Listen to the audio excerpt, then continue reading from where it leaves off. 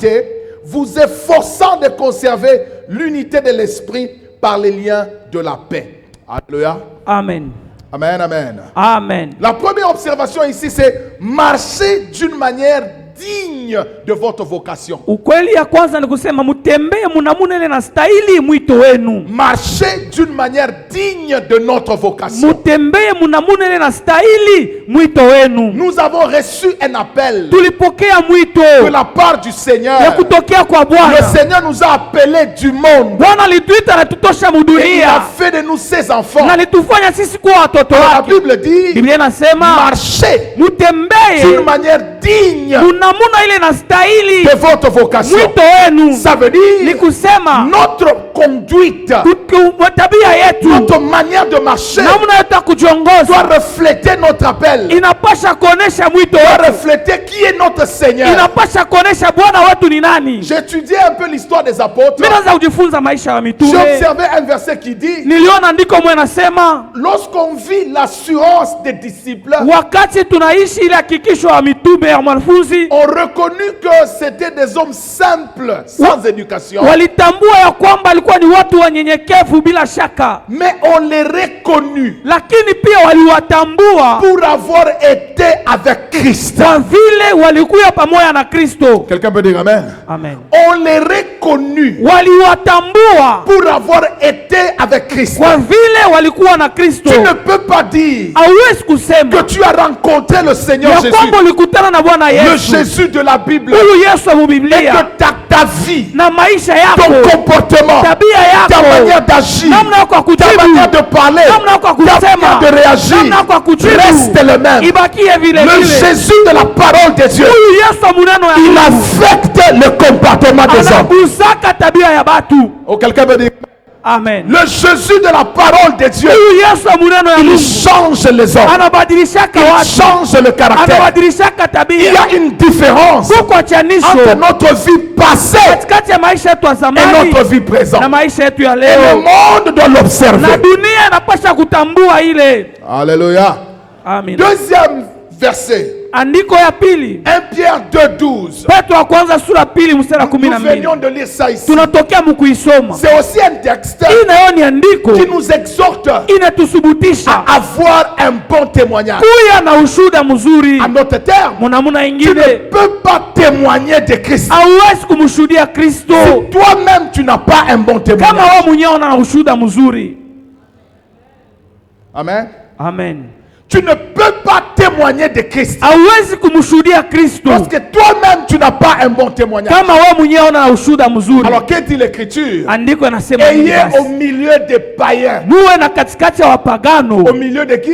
Katikati ya wanani? Au milieu de qui? Katikati ya wanani? Une bonne conduite. Mwenendo mzuri. Ayez au milieu des païens Muwe katikati ya wapagano une bonne conduite. na mwenendo mzuri. Là dehors, il y a des païens. Kule nje kuko wapagano. Là dehors, il y a le monde. Kule nje kuko dunia. Le monde a besoin de voir Dunia iko na lazima ya les kuona véritables enfants de Dieu watoto wa Mungu wa par kweli leur manière d'être, kupitia namna yao ya par kuwa, leur manière de vivre, kupitia namna yao ya kuishi, même par leur manière de réagir. hata namna yao ya Même kujibu, lorsqu'on te fait du mal, hata wakati wanakutendea un vibaya. véritable chrétien Mkristo wa a kweli une manière de réagir. eko na namna ya kujibu.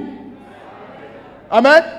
Lorsque quelqu'un te fait du mal, Wakati mtu lorsque anakuumiza, quelqu'un parle de toi, wakati mtu anakusemea lorsque vibaya, quelqu'un te calomnie, wakati mtu un anakushimanga, véritable chrétien mtoto wa Mungu a wa une kweli manière eko na namna de réagir ya kujibu comme un enfant de Dieu. kama mtoto wa Mungu. Il ne peut pas dire Ashwezi ni kusema mtoto bayemba bataniyua sasa moya na enfant de embo na mukristo mwenye minezi kubufula je peux même ôter ma pasho na chrétienté senju minembaka mutalita kumi C'est pas parce que cho moi, banesi je suis baza en talita kumi. kunisema sema qui vie. vont commencer à parler de moi comme ils veulent.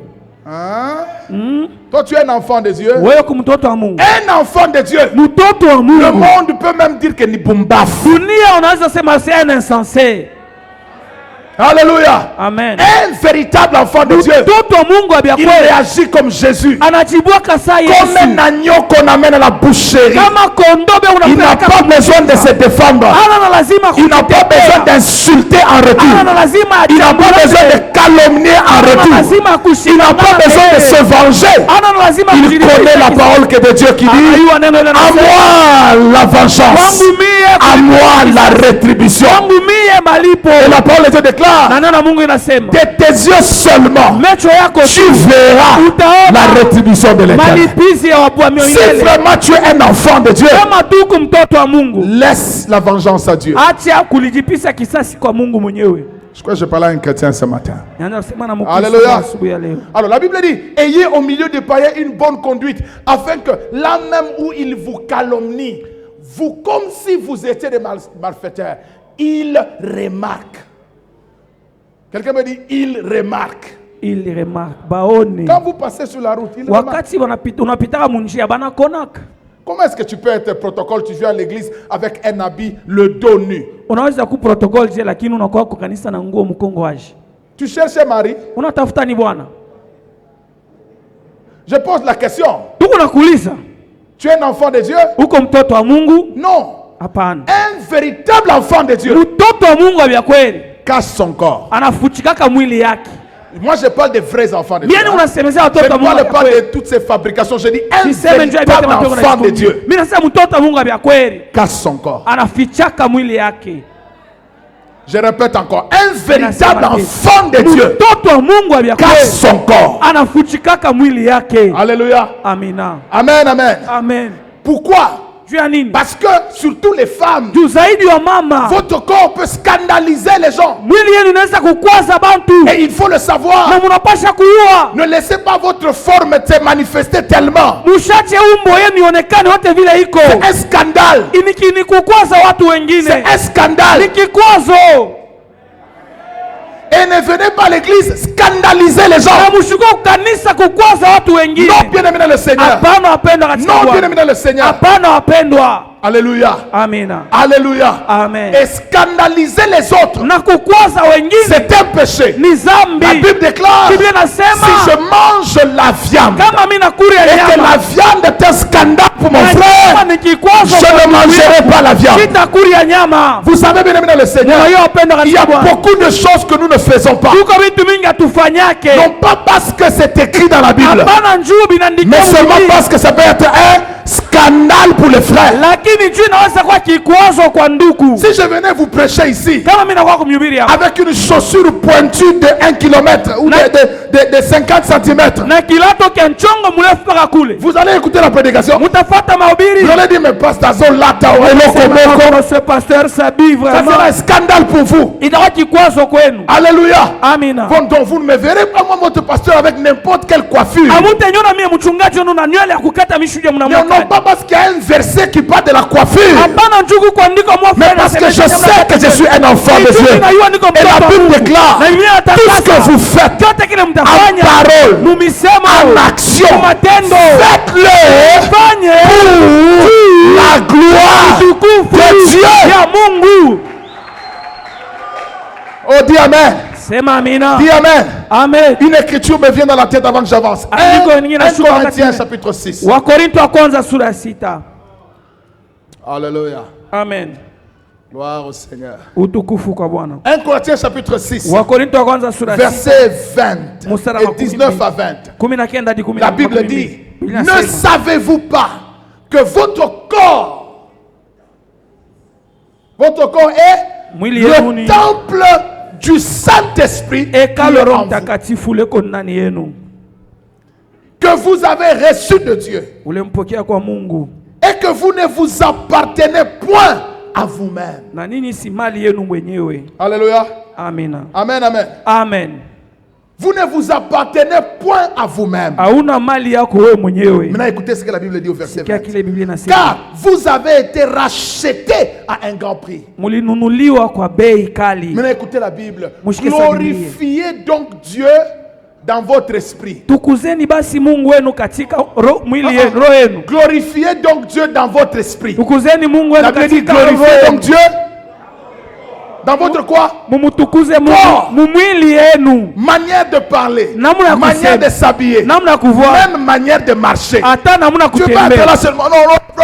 Non, frère. Hawezi kuwa unatembea tu sawa. Manière de danser. Namna ya kucheza. Un chrétien a une manière de danser. Mkristo kona namna ya kucheza. Hawezi tu kunyonga nyonga Tu nyonga ne tu. peux pas danser en Non. désordre. Non. Hapana. Il y a une manière de Tuko chanter. namna ya Et kuimba. puis ouais, mon yembelo comme munene sana. Toi-même tu es grâce. Non, il y a une manière de danser. Kuko namna ya Une manière qui kucheza. est des enfants de Dieu. Namna ya batoto wa Mungu. Quand les enfants de Dieu chantent, Kama watoto wa Mungu on sent wanaimba. qu'ils chantent pour le Seigneur. Sababu wanamwimbia ni Mungu. Aujourd'hui, il y a de la musique. Kama siku kuma mimbo. Quand vous mettez, on ne sait pas si c'est pour Dieu Kama ni ya ou si c'est pour le monde. kama ni ya Il dunia. doit y avoir une différence. Unapasha kuachanisha. N'amenez pas le coloquin sauvage dans la maison de l'Éternel. Ya mupori Ôtez ce qui est impur. Laissez la maison de Dieu pure. Elle appartient à l'Éternel. Et nos corps appartiennent à l'Éternel. Habillez-vous comme des enfants de Dieu. Marchez comme des enfants de Dieu. Dansez comme des enfants de Dieu. Chantez comme des enfants de Dieu. Parlez comme des enfants de Dieu. C'est ça la parole de Dieu.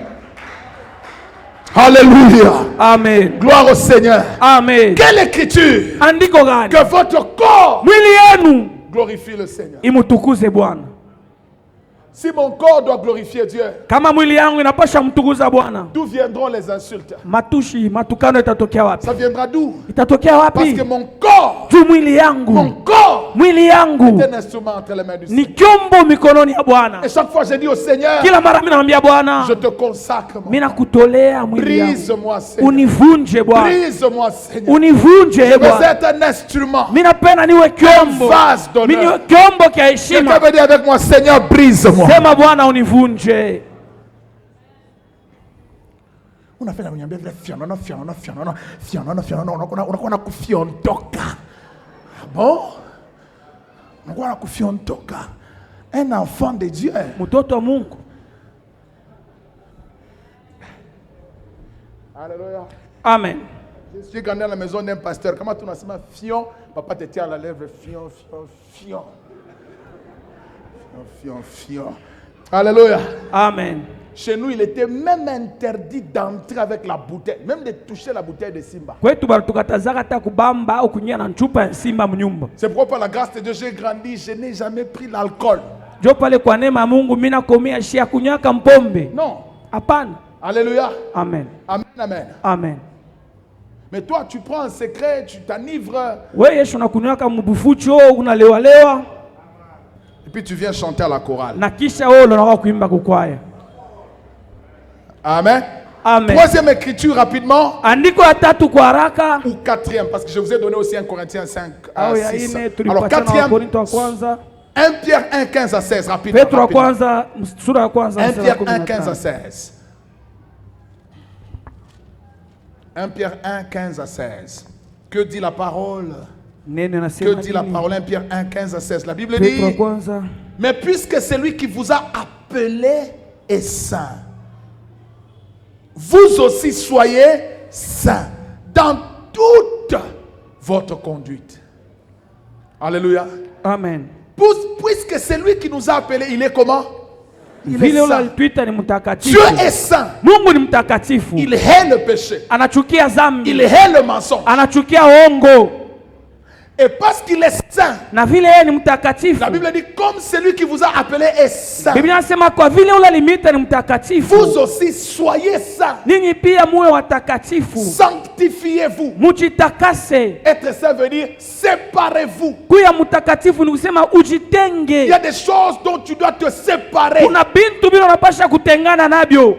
Des choses qui te souillent. Bintu bile bikuna kuchafusha. Des choses qui ont volé l'onction dans ta vie. Bintu bile biriba upako maisha yako. Des choses qui ont volé la grâce dans ta vie. Bintu bile biriba neema pa maisha yako. Des choses qui ont éloigné Dieu de ta vie. Bintu bile bilimpeleka Mungu mbali na maisha yako. Des choses qui ont éloigné la grâce. Bintu bile bilipeleka neema mbali na maisha yako. Bien-aimé dans le Seigneur. Mpendo katika Bwana. Sépare-toi. Ujitenganishe. Sépare-toi. Ujitenge. Jésus Jésus dit, Yesu anasema si tu te rends compte, kama il y a unakutambua quelque chose ya kwamba kuko qui kitu t'empêche kile kiko na kuzuia d'entrer dans le royaume de Dieu, kuingia mufalme ya Mungu, coupe cette chose. ukikata kile Donc il kitu. y a des amis qu'il faut abandonner. Kuna warafiki wa kuachana nabo, Il y a des lieux qu'il ne faut plus kuko fréquenter mafosi na upashe tena kwenda à cause du Seigneur. kwa ajili ya Bwana.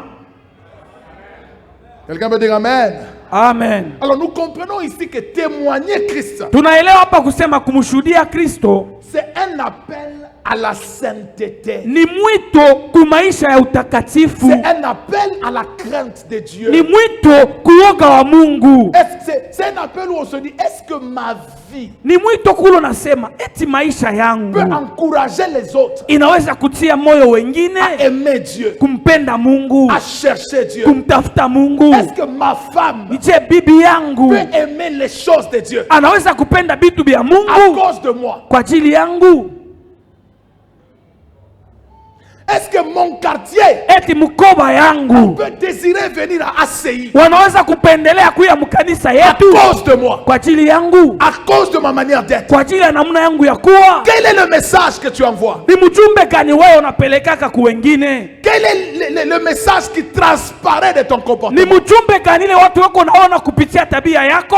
Hypocrite, Wewe mnafiki, homme à double vie. mtu wa maisha mbili, Et beaucoup de chrétiens ont une double vie. na Wakristo wa mingi wana maisha mbili. Mais que je prie ce matin Lakini mimi naomba asubuhi ya que leo Dieu te fasse la grâce. Mungu akujalie neema Quitter la double vie utoke mwile maisha et mbili de rester dans la lumière. na ubakie katika nuru. Quelqu'un peut dire Amen. Sema amina. Dans le premier point, c'était quelques observations, quelques recommandations bibliques Nukta ya kwanza ilikuwa ni maagizo ya Biblia sur le témoignage juu ya ushuda par le caractère. kupitia tabia. Deuxièmement, Ya pili, l'importance du témoignage de Christ lazima ya ushuda ya Kristo par le caractère. kupitia tabia. Pourquoi? Kwa nini C'est important iko ya lazima pour les enfants de Dieu juu ya watoto wa Mungu de témoigner wamshuhudie par le caractère, Kristo kupitia de tabia, témoigner aux autres kushuhudia kwa wengine par le caractère. kwa njia ya tabia yao. Alléluia. Amina. Bien-aimés, Wapendwa, les hommes nous observent, watu weko netutazama, le ciel nous observe. mbingu nayo iko netutazama. Vous savez, lorsque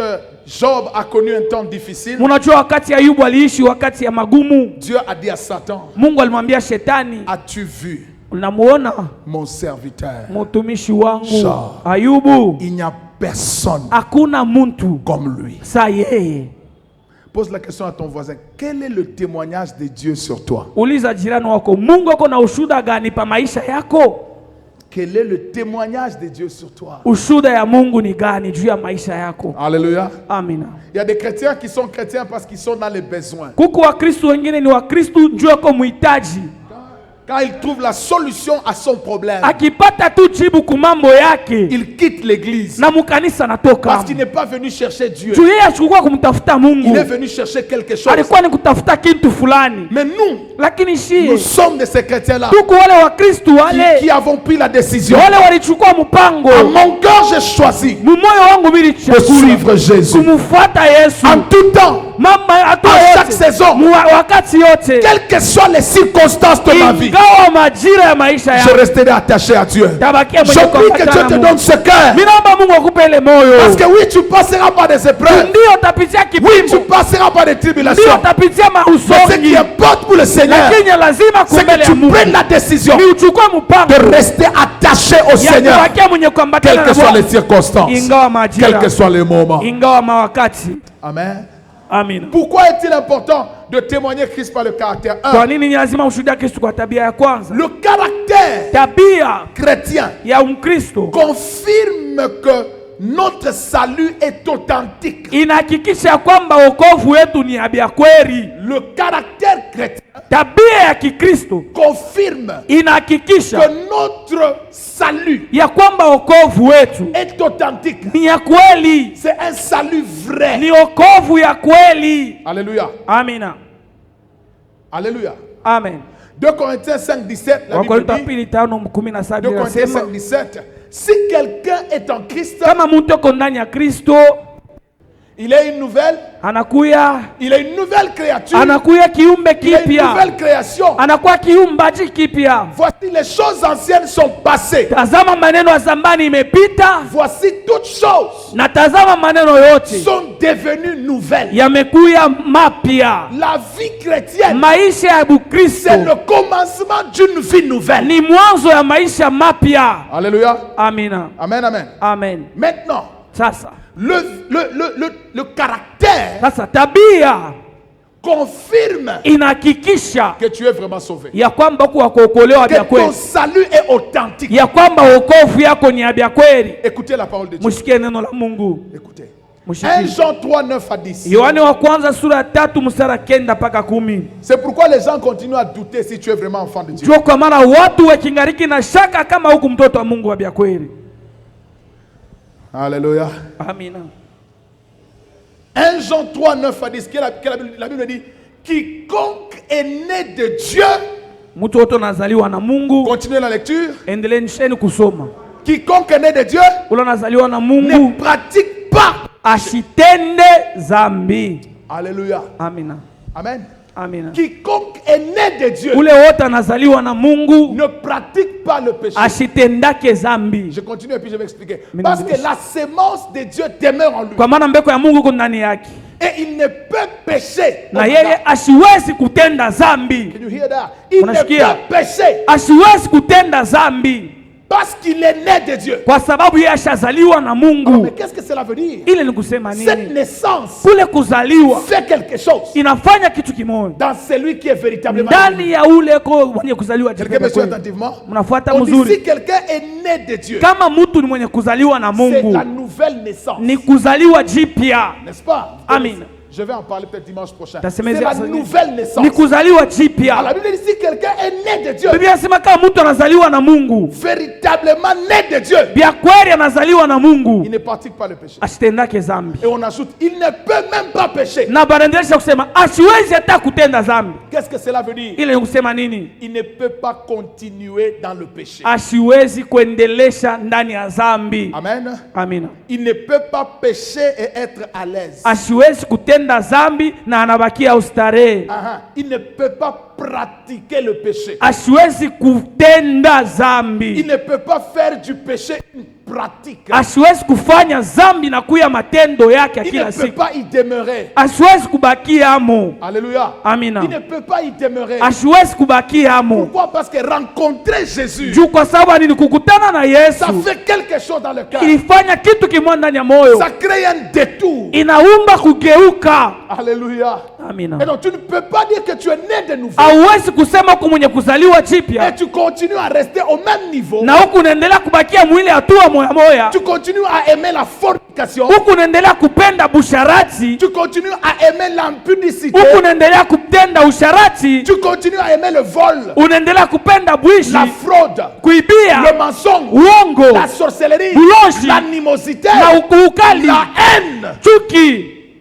Hapana, Non. hapana. Parce que la Bible dit celui qui est né de Dieu Biblia inasema yule anazaliwa na Mungu ne pêche point. asitende tena Il zambi, ne demeure pas dans le péché. asibakie katika zambi. Pourquoi? Kwa nini? Parce que la sémence de Dieu Jumbeko ya Mungu est en lui. iko ndani yake, Le Saint-Esprit Roho Mtakatifu est en lui. eko ndani yake, Il est une lampe en lui. eko taa ndani yake, Qui lui rappelle à chaque instant, eko namkumbusha kila wakati tu es enfant de Dieu. uko mtoto wa Mungu. Ce n'est pas à toi d'aller ici. Haina wenji wa kwenda mafasi ya Tu ne hivi, peux pas entrer dans un bar. hawezi kuingia mubar, Tu ne peux pas insulter. hawezi Tu ne kuchambulana, peux pas rester une semaine sans pardonner. hawezi kubakia chuma mzima Tu urumiane. es enfant de Dieu. Uko mtoto wa Mungu, Pardonne. urumiana. Et comme il a la sémence de Na Dieu, vile eko na mbeko ya Mungu, il a la disposition eko na ule utayari d'obéir au Saint-Esprit. ya kumtii Roho Et il Mtakatifu, va finir par demander na pardon. atafikia mkulomba buluma. Et puis il ne se pose même pas la question. Ashijuliza hata kujuliza Est-ce qu'un homme peut demander pardon à sa femme? mwanaume Bwana alombe buluma bibi yake. Non, la question ce n'est pas si un homme peut demander pardon à sa Ulizo femme. ana kusema Bwana alombe La buluma bibi question yake. c'est est-ce qu'un enfant de Dieu peut demander Ulizo ni pardon? kusema mtoto wa Mungu anaweza kulomba buluma. Quelqu'un dit Amen. Mtu mwaseme amina. Amen, amen. Amen. Est-ce qu'un enfant de Dieu Mtoto wa Mungu peut demander pardon? anaweza kulombana buluma? Alors, écoutez-moi très bien à ce niveau, c'est très important, je veux que vous compreniez ça. Munifuate mzuri hapa, ni lazima mpena mwelewe. Ça veut dire que la nouvelle naissance Ni kusema kuzaliwa chipya produit en nous kuna zara ndani yetu, une nouvelle nature. tabia mpya, Et cette nature na ile ne umbile peut pas supporter haiwezi kuvumilia le péché. zambi. Alors, qu'est-ce que cela veut dire indirectement? Ni kusema nini? Si tu es né de nouveau Kama unazaliwa chipya et tu continues à supporter le péché, na huku unaendelea kuvumilia tu zambi, continues à te pavaner dans le péché, huku unaendelea kuvimba muzambi, regarde bien. angalia mzuri, Peut-être tu n'es pas né de nouveau. saa zingine huyazaliwa chipya Parce que cette semence n'y est pas. juu ile mbeko hainamo. Je suis venu à quelqu'un ce matin. Ndio mtu masubuhi ya leo, Regarde bien. angarishisha Tu mzuri. ne peux pas faire 3 mois Hawezi kufanya miezi 3 sans jamais pardonner. bila kuhurumiana, Et tu viens exhorter. na unakuwa kusubutisha. Regarde bien. Uliangalia mzuri, Peut-être tu n'es pas né de saa nouveau. zingine huyazaliwa Parce que la véritable nouvelle naissance, kuzaliwa chipya kwa vya kweli, it brings something on the inside. cela apporte quelque chose à It l'intérieur. changes your life. Ça change ta vie. Même quand tu n'as pas raison, Hata wakati hauna na sheria, même quand tu as raison, hata kama huko na sheria, tu t'humilies. Parce que unajinyenyekeza. ce qui est important pour toi, Ya lazima c'est ta kwako communion avec Dieu. ushirika wako na Mungu. Ça, c'est un véritable enfant de Ile Dieu. ndio mtoto wa Mungu wa vya kweli. Dis Amen. Amina. Dis Amen. Gloire au Seigneur. Gloire au Seigneur. Amen. Maintenant, écoutez un autre verset pour renforcer cette pensée. Sikia andiko ingine njoo kuweka mkazo pa iwazo. Matthieu 7:15. Mathayo sura ya 7 mstari 15. Quels sont tes fruits? Je te dirai ce que tu es. Unionyeshe matunda yako nitakwambia kile wiko. Si tu n'es pas bébé spirituel, Kama una mtoto bukiro, tu es païen. uko mpagani. Si tu n'es pas bébé spirituel, Kama una mtoto wa kiro, tu es païen. ni kusema uko mpagani. Tu viens à l'église, tu tapes les anciens, Unakuwa kanisa unapika bazee, tu tapes les sœurs, unapika badada, tu engrosses 2, 3 sœurs dans une église. unapatia mimba wadada wawili watatu mkanisa moja. Regarde bien. Uliangalie mzuri. Même les frères qui viennent au bureau, non, pasteur, on est tombé. Hata ndugu wanakoyaka, oh mchungaji mili anguka. Moi, dans ma tête, je me dis, Mimi mkisho wangu minasema hivi. la grossesse n'entre pas une seule fois. Mimba ingiake mara moja. Donc, vous êtes tombé plusieurs fois. Ni kusema mulisharatika mara mingi. Jusqu'à ce que vous êtes arrivé à la grossesse. Paka na pale mnafikia mkupata mimba. Je ne parle pas des gens qui sont ici. Shimiseme mwe pale mko hapa. Amen, amen. Parce que je parle à un chrétien ce matin. Ni unasema na Mkristo mwa asubuhi ya leo. Gloire au Seigneur. Utukufu kwa Maintenant, Mungu. écoutez. Mushikie sasa. Je disais Matthieu 7:15. Milisema Mateo sura 7 mstari 15. La Bible dit, Biblia inasema, gardez-vous des faux prophètes. mjiangalie na wanabii wa Ils viennent à uongo. vous en vêtements de brebis. Wanakuja kwenu na Mais mavazi ya au-dedans, kondoo. ce sont des loups ravisseurs. Lakini ndani yao ni waimbu wakali wa Vous makali. les connaîtrez Mutawatambua à leurs fruits. kwa njia ya matunda yao. Vous les connaîtrez à leurs fruits. Mutawatambua kwa matunda yao. Et maintenant, écoutez la Bible. Qu'ils donnent des raisins sur des épines Tunaweza kuchuma mizabibu pa miba ou des figues sur des chardons. au mizabibu pa michongoma. Tout bon arbre Muchi yote nzuri fait quoi? inafanya nini? Porte de bons fruits. Inachukua matunda Mais mazuri. le mauvais arbre Lakini miti mibaya porte de mauvais fruits. inachukua matunda mabaya. Alléluia. Amina. En d'autres termes, Munamuna ingine le kusema caractère tabia révèle ce inaonesha qui est à l'intérieur. kile kiko ndani. Le caractère Tabia révèle ce qui est à inaonesha l'intérieur. kile kiko ndani. Vous êtes calme, église. Muko kimya kanisa. Alléluia. Amina. Gloire au Seigneur. Amina. Deuxièmement, le caractère Ya pili, tabia chrétien ya Kikristo démontre que nous sommes de véritables disciples. inaonesha kwamba sisi tuko wanafunzi wa vya kweli. C'est un peu la même pensée. Iko wazo ya kufanana. Toujours le même texte, Matthieu 7, 15 à 18. Kwa n'est-ce kila pas? ndiko moya. Donc nous sommes des vrais disciples. Tuko wanafunzi wa kweli. Jésus dit, Yesu anasema aimez-vous les uns les autres. mupendane wengi wamoja na Alors on wengine. saura Njo pale batajua que vous êtes mes disciples. ya kwamba muko wanafunzi wangu. Alors on saura Njo pale watajua que vous êtes mes disciples. ya kwamba muko wanafunzi wangu. Un enfant de Dieu paye ses dettes. Mtoto wa Mungu analipaka mandeni yake. Je dis, un enfant de Dieu mtoto wa Mungu paye ses dettes. analipaka mandeni yake Et il le paye vite. na anailipaka kwa haraka. Amen.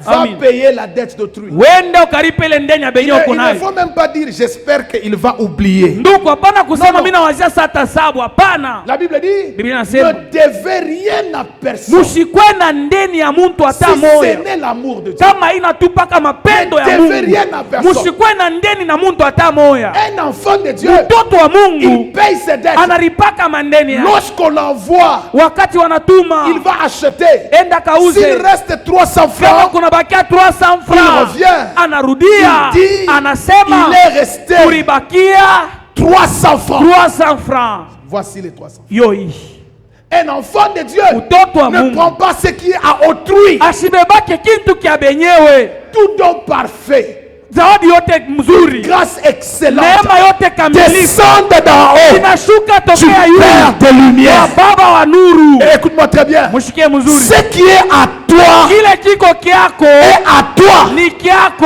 Ce que Dieu a prévu pour toi kile Mungu alikutayarishia te wewe reviendra. Et kitakurudilia, personne na hakuna ne peut t'arracher anaweza ce qui est à toi. kile kiko kyako. Alors n'envie personne. Usitamanie muntu hata moya. Bénis le Seigneur pour la bénédiction des autres. Umbariki Bwana njuu ya baraka ya bengine. Je disais bénis le Seigneur pour la bénédiction des Nilisema autres. bariki Bwana njuu ya baraka ya wengine. Quand quelqu'un excelle, Kama mtu anaendelea, bénis-le. umbariki. Frère, tu as bien Sa, fait. ndugu, ulifanya mzuri Que bwana. Dieu te bénisse. Mungu akubariki. Tu as bien fait. Ulifanya Nous mzuri. sommes avec toi. Tuko pamoja na wewe. Alléluia. Amina. Ça, c'est un enfant de Dieu. Njoo mtoto wa Mungu ule. Pas- Vous voyez quelqu'un, Hapana, unaona mtu peut-être juste, il est juste bien habillé, peut-être un boubou, je sais pas quoi. saa Et zingine puis, asha kuvala mzuri, elle vient nous faire voir. inafia kutuonesha nini? Wabenyewe n'est pas venu vous faire voir. Il est même pas venu Elle est kujionyesha. juste en train de passer. Eko napita tu C'est la. votre cœur qui a un problème. We moyo wako njoo kuna C'est matatizo. votre cœur qui a un Ni problème. roho yako njoo kuna matatizo. Mais que Dieu guérisse votre cœur. Mungu aponeshe ile roho yako.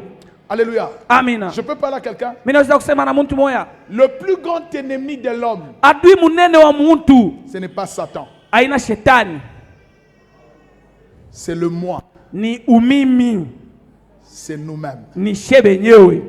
Le plus grand ennemi de l'homme, Adui mkubwa wa mtu il est intérieur à sa vie. eko wa ndani maisha yake, Il n'est pas extérieur à sa vie. ashina wa nje ya maisha yake. Le plus grand combat spirituel, Vita munene ya kiroho il est intérieur. iko ya ndani, Il n'est pas extérieur. haiko ya nje, Il se passe dans le cœur. inapitikanaka ndani. C'est là qu'il y a le grand combat. Njo pale peko vita Et munene, celui qui a vaincu son cœur, na ule alishinda moyo wake il vaincra les sorciers très facilement. atashinda waloshi kwa haraka, Il vaincra les démons très facilement. atashinda mampepo mchafu kwa Parce que haraka. dans son cœur, Juu moyo yake il a vaincu le péché. alishashinda Il a dhambi, vaincu la chair. alishashinda Il a mwili, vaincu la haine. alishashinda chuki. Quelqu'un peut dire Amen. Amina, Alléluia. amen, Oh, Alléluia. amen.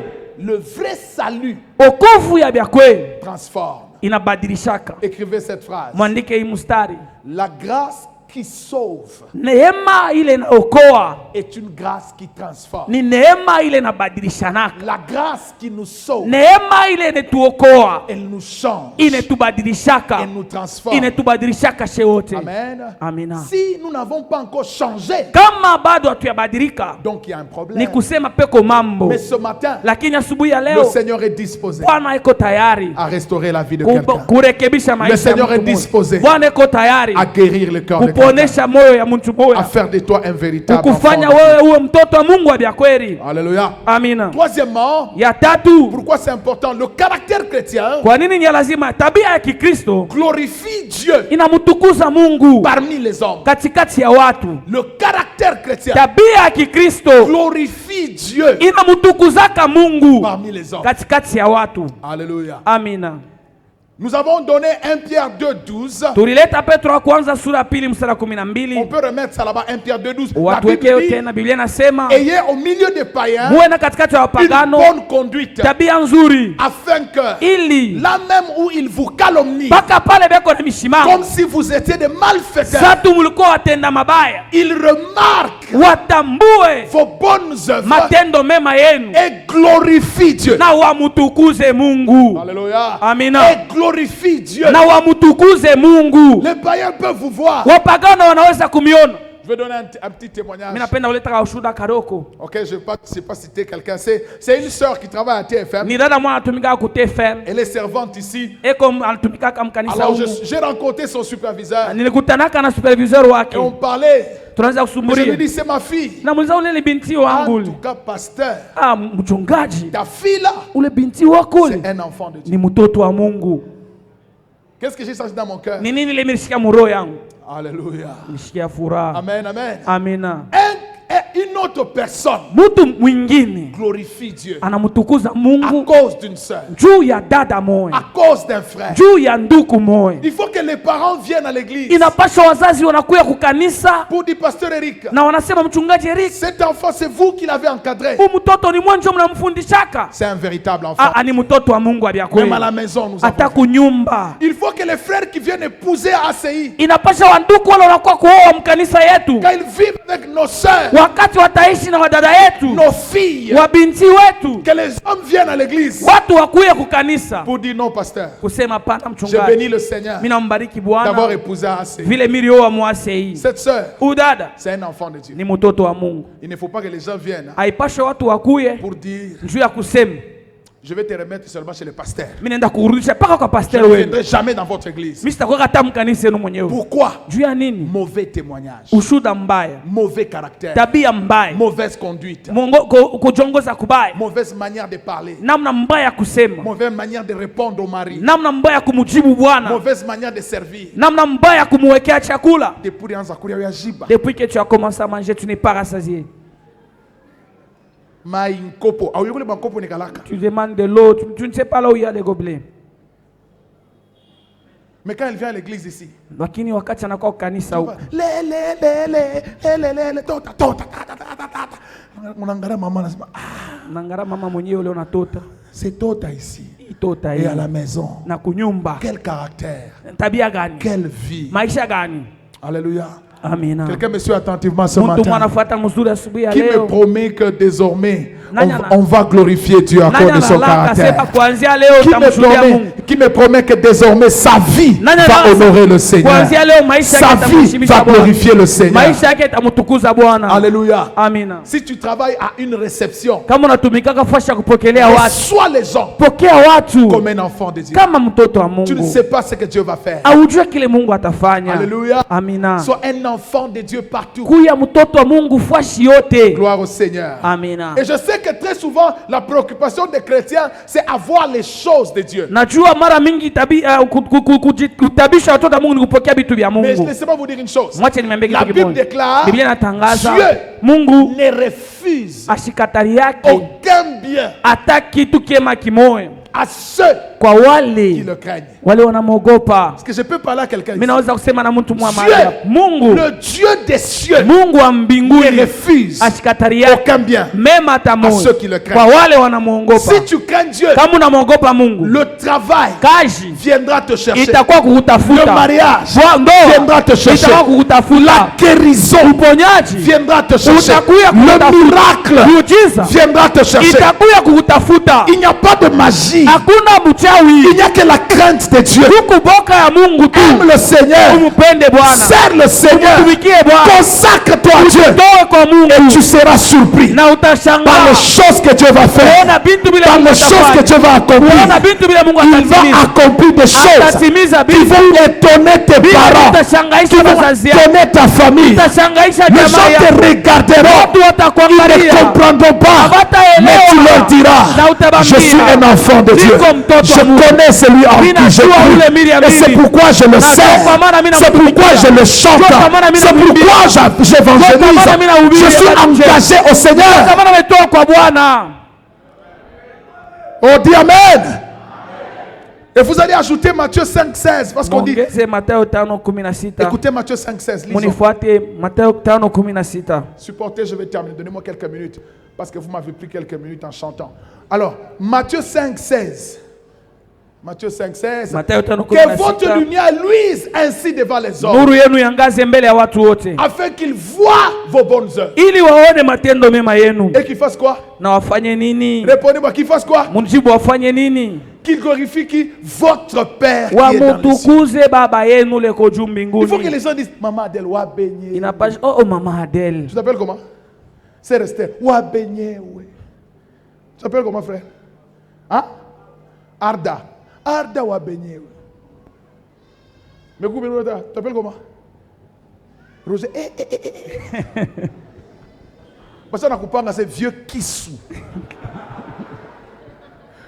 Vieux Kissou. Damouizi. Damouizi. Damouizi. On parle à ça, Damouizi. Vieux voleuse. Vieux bongo. Où les vieux bongo? Ce vieux-là est un vrai menteur. Vieux bongo. Maman Kissou. Maman couteau. Maman couteau. Vous voyez un peu?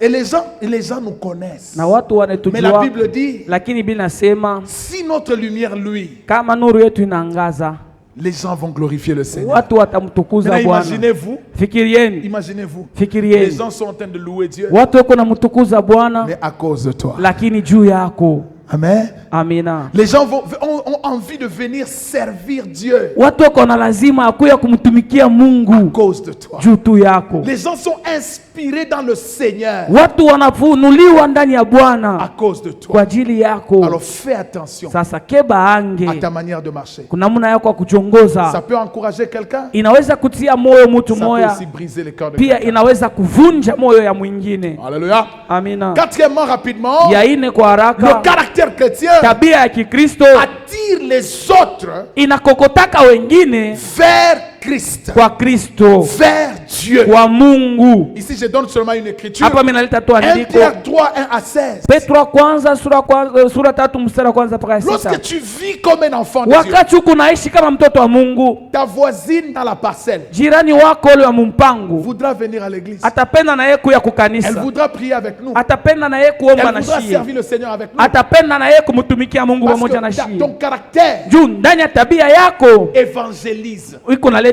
inahubiri habari njema. Ta manière d'agir. Namna yako ya kutenda. Évangélise. Ni kuhubiri habari njema. Ça montre que les choses de Dieu c'est vrai. Inaonesha ya kwamba vitu vya Mungu ni vya kweli. Est-ce que je parle à un chrétien? Eti niko nasema na Mkristo moya. Le caractère chrétien tabio ya Kikristo est le résultat ni matokeo de l'œuvre du Saint-Esprit. Ya kazi ya Roho Mtakatifu. Le caractère chrétien tabia ya Kikristo est le résultat ni matokeo de l'œuvre ya kazi du Saint-Esprit ya Roho Mtakatifu dans la vie du croyant. Ndani ya maisha ya mwaminifu. Alléluia. Amina. Galates 5:22. Wagalatia 5:22. Galates 5:22. Wagalatia sura ya 5 mstari wa 22. Vous êtes avec moi, bien-aimés dans le Seigneur? Tuko pamoja wapendwa katika Bwana. Si vous êtes avec moi, balancez la main s'il vous plaît. Kama mko na mie pepea. Balancez la main, balancez la main. Pepea. Allez, dis à ton voisin, aie un bon témoignage. Ambia jirani wako kuya na ushuda mzuri. Dis à celui qui est de gauche, aie un bon témoignage. Ambia ule wa kushoto kuya na ushuda mzuri. Dis aussi à celui qui est de droite, aie un bon témoignage. Ambia ule wa kuume kuya na ushuda mzuri. Alléluia. Amina. Galates 5:22. Le caractère, quand nous parlons du caractère chrétien, wakati tunasemezea tabia ya Kikristo, quand nous parlons du caractère chrétien, wakati tunasemezea tabia ya Kikristo, nous parlons du caractère de Christ. Tuko nasemezea njoo ya tabia ya Kristo. Alors ce caractère, basi ile tabia c'est le fruit. Ni tunda.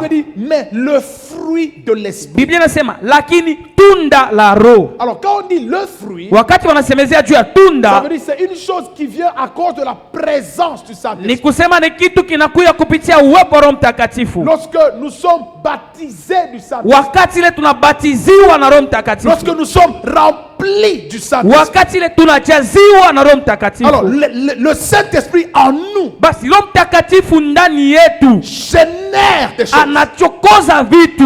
Il provoque des choses. Anachokoza vitu. Il fait que des choses se développent à nous. Anafanya vitu vingine vikomee ndani yetu. Alors cela exige une vie de plénitude du Saint-Esprit. Ile inaomba maisha ya utele wa Roho Mtakatifu. C'est pourquoi un véritable chrétien chaque jour jour, quand tu pries, dis Seigneur, remplis-moi. Jo kama na mtoto wa Mungu Mkristo wa kweli, kila siku ukiomba sema Bwana unijaze. Seigneur, remplis-moi. Bwana unijaze. Seigneur, remplis-moi. Bwana unijaze. Et ainsi, tu vis dans la soumission au Saint-Esprit. Na hivi kunaishi mukumutii Roho Alors, Mtakatifu. l'Esprit en nous Roho Mtakatifu ndani yetu produit l'amour. anazaa mapendo. Alléluia. Amina. Alléluia. Amina. En d'autres termes, Muna ngina kusema si quelqu'un est dans un païen dans le monde, kama mtu yuko mpagano mdunia il ne peut pas avoir l'amour. ashwezi kuwa na mapendo. L'amour véritable Mapendo ya kweli vient de l'Esprit de Dieu. inatokea kwa Roho Mtakatifu wa Et Mungu. c'est pourquoi un païen ne peut même pas fabriquer l'amour. Jo kwa maana mpagano ashwezi hata kujitungia Parce mapendo. que ça vient du Saint-Esprit. Juu mapendo yanatokea kwa Roho C'est Mtakatifu. pourquoi vous voyez quelqu'un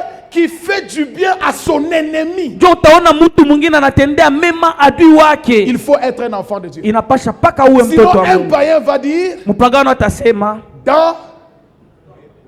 dent pour dent. jino kwa jino Et, na jicho kwa jicho. mais un enfant de Dieu, Lakini parce mtoto qu'il wa a Mungu l'amour de Dieu, juu yuko na mapendo ya Mungu, il peut faire du bien à un ennemi. anaweza kutendea mema hata adui moya.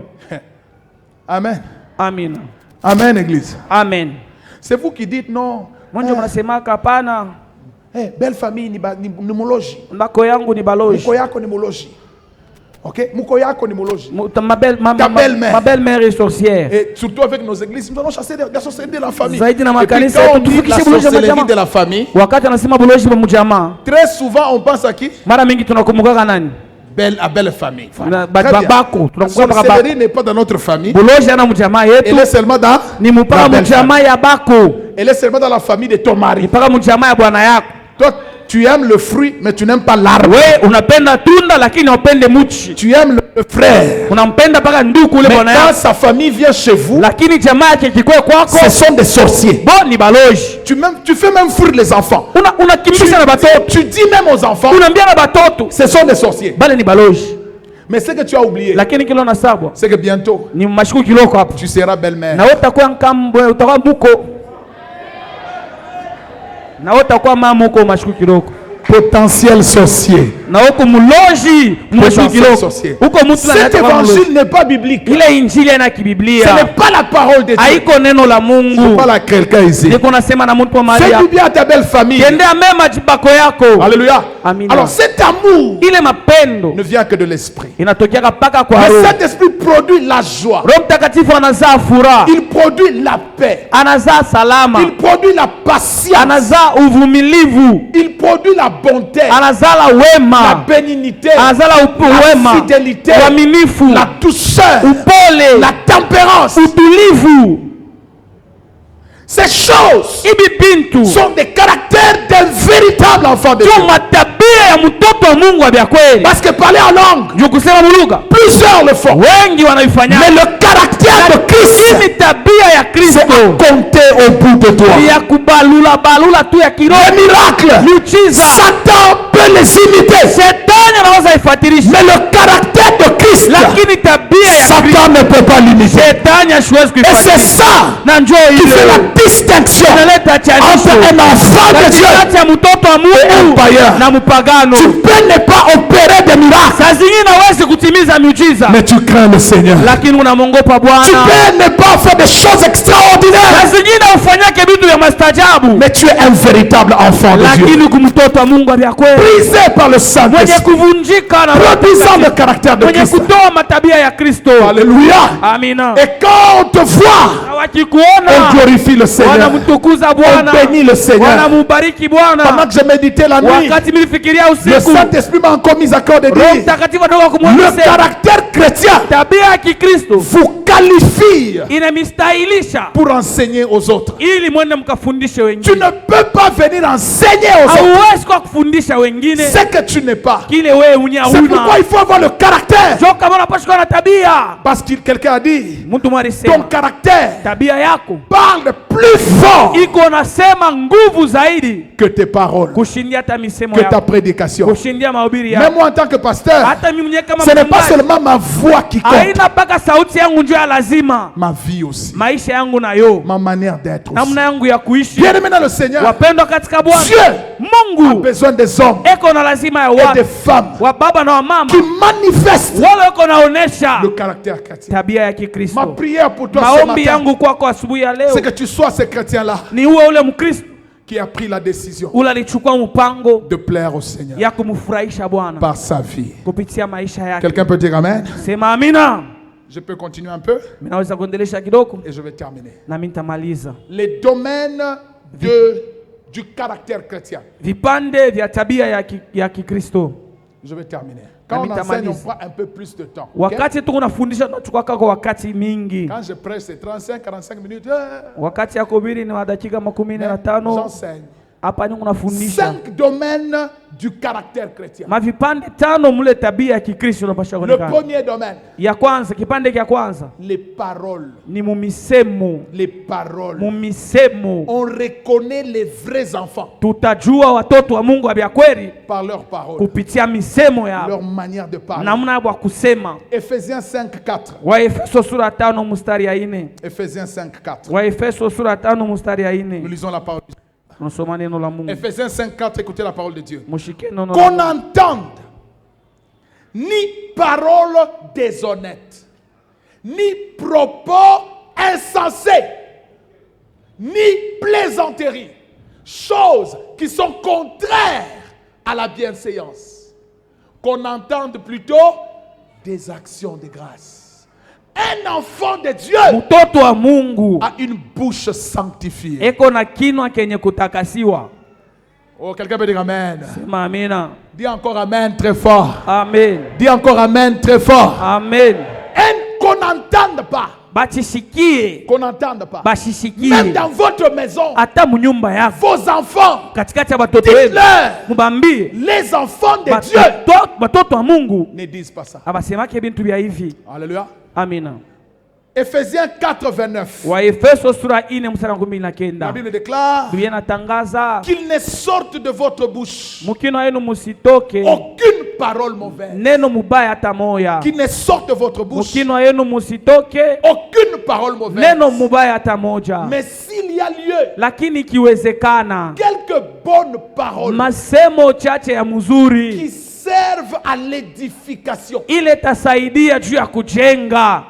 Qui servent à faire quoi? Ile tasaidia juu ya nini? À l'édification. Juu ya kujenga. Communique. Na inatambukiza. Oh mon Dieu, oh mon Dieu. Amen. Communique Na ikunatambukiza une grâce. neema Oh mon Dieu, à ceux qui l'entendent. kwa wale wanayoisikia. Alléluia. Amina. Amen, amen. Amen. Gloire au Seigneur. Utukufu kwa Bwana. Ça, c'est un enfant de Dieu. Hii ndio mtoto wa Quand Mungu. il parle, Wakati yako unasema, ses paroles misemo yake sont des paroles de grâce. ni misemo ya neema. Ses paroles Misemo yake bénissent. Même quand il iko na est bariki. fâché, Hata kama sha kushirika, ses paroles misemo yake sont teintées de grâce. iko yenye kujaza na neema. Assaisonnées de grâce. Iko yenye kuwekwa ile chumvi ya neema. Et vous savez, la grâce se communique par les paroles. Na mnajua neema inatambukiziwaka kupitia misemo. Est-ce que tu peux communiquer une grâce à quelqu'un? Unaweza kutambukizia neema mtu moya Tu mukusema. peux bénir quelqu'un. Bariki juste kwa une minute. mtu moya dakika moya tu. Communique une grâce. Bénis. Umutambukizie kwa neema. Je disais bénis quelqu'un. Dis-lui frère que Dieu te Nilisema bénisse. bariki mtu mmoja, ambia La jirani grâce de Dieu moja. soit sur toi. Mungu akubariki, neema La Mungu faveur wetu de Dieu yako. soit sur toi. Faida ya Mungu La wetu main de yako. Dieu soit sur toi. Mkono ya Mungu wetu La yako. grâce de Dieu t'accompagne. Neema ya Mungu Ne ikusindikize. t'en fais pas, l'Éternel agira dans ta vie. Usijali, Bwana Le Seigneur te atatenda fera maisha yako. grâce. Bwana Ça, atakujalia c'est un neema. enfant de Dieu. Ile ndio mtoto wa Deuxième Mungu. domaine, Kipande cha pili, les pensées. mawazo. Les pensées. Mawazo. Que Dieu sanctifie nos pensées. Mungu atakase mawazo yetu. Alléluia. Amina. Philippiens 4:8. Wafilipi sura 4 mstari ya 8. Nos pensées. Mawazo yetu. Philippiens 4:8. La Bible déclare Wafilipi 4 mstari au ya 8. reste, frère, Kwa ile que nabakia tout wa ce qui est ndugu, vrai, yote nayo kwa kweli, tout ce qui est honorable, yote nayo kwa ya kuheshimiwa, tout ce qui est juste, yote nayokuwa yenye haki, tout ce qui est pur, yote nayokuwa tout ce safi, qui est aimable, yote nayokuwa ya tout ce qui kupendeza, mérite yote l'approbation, ile nastahili ce qui kukubaliwa, est vertueux, yote ile nakuya bora digne de na louange, kustahili sifa, soit l'objet iwe kishina de vos pensées. kya mawazo yenu. Un domaine que le diable attaque beaucoup, Kipande kimwa kile shetani anashambulia sana ce sont nos pensées. ni mawazo yetu. Lève ta main avec moi. Weka mkono yako yule pamoja na Dis, mie, Seigneur Jésus, sema Bwana Yesu, sanctifie mes pensées. takasa mawazo Dis encore, yangu. Seigneur Jésus, Sema Bwana Yesu, sanctifie mes pensées. takasa mawazo yangu, Sanctifie mon cœur. takasa moyo wangu, Sanctifie mes pensées. takasa mawazo Ôte yangu, les pensées impures. tosha mawazo Au michafu nom de Jésus-Christ. jina la Yesu Kristo.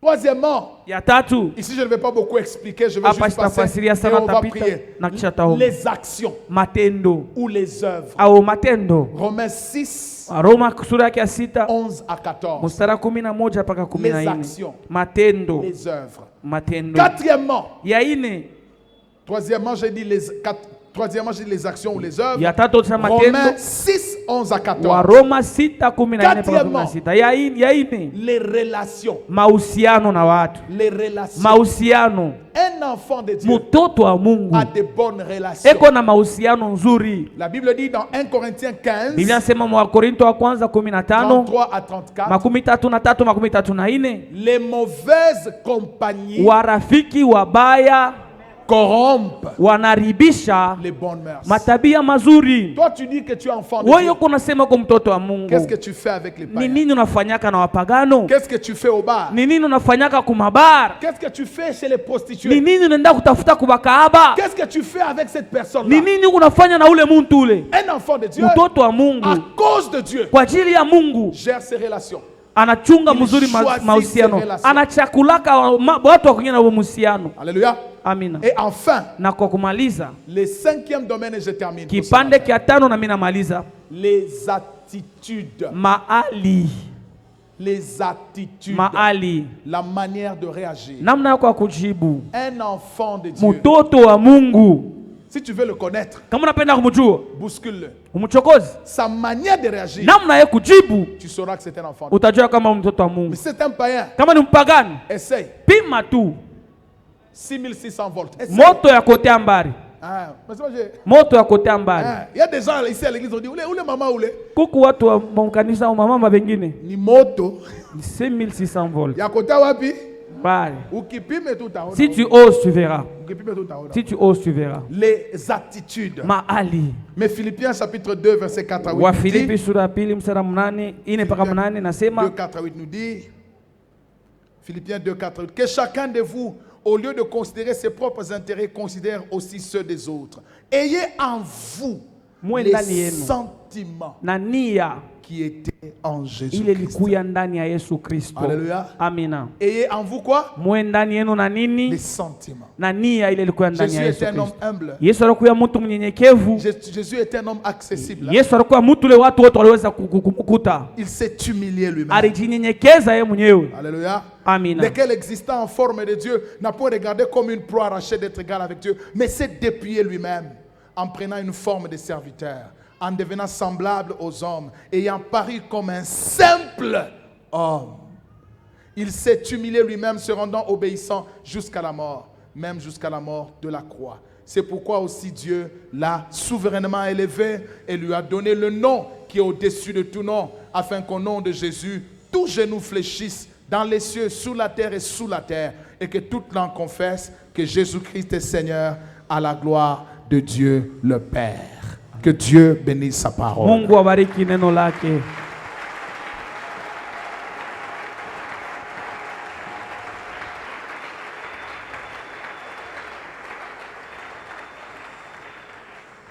Nous allons prier. Tutaomba.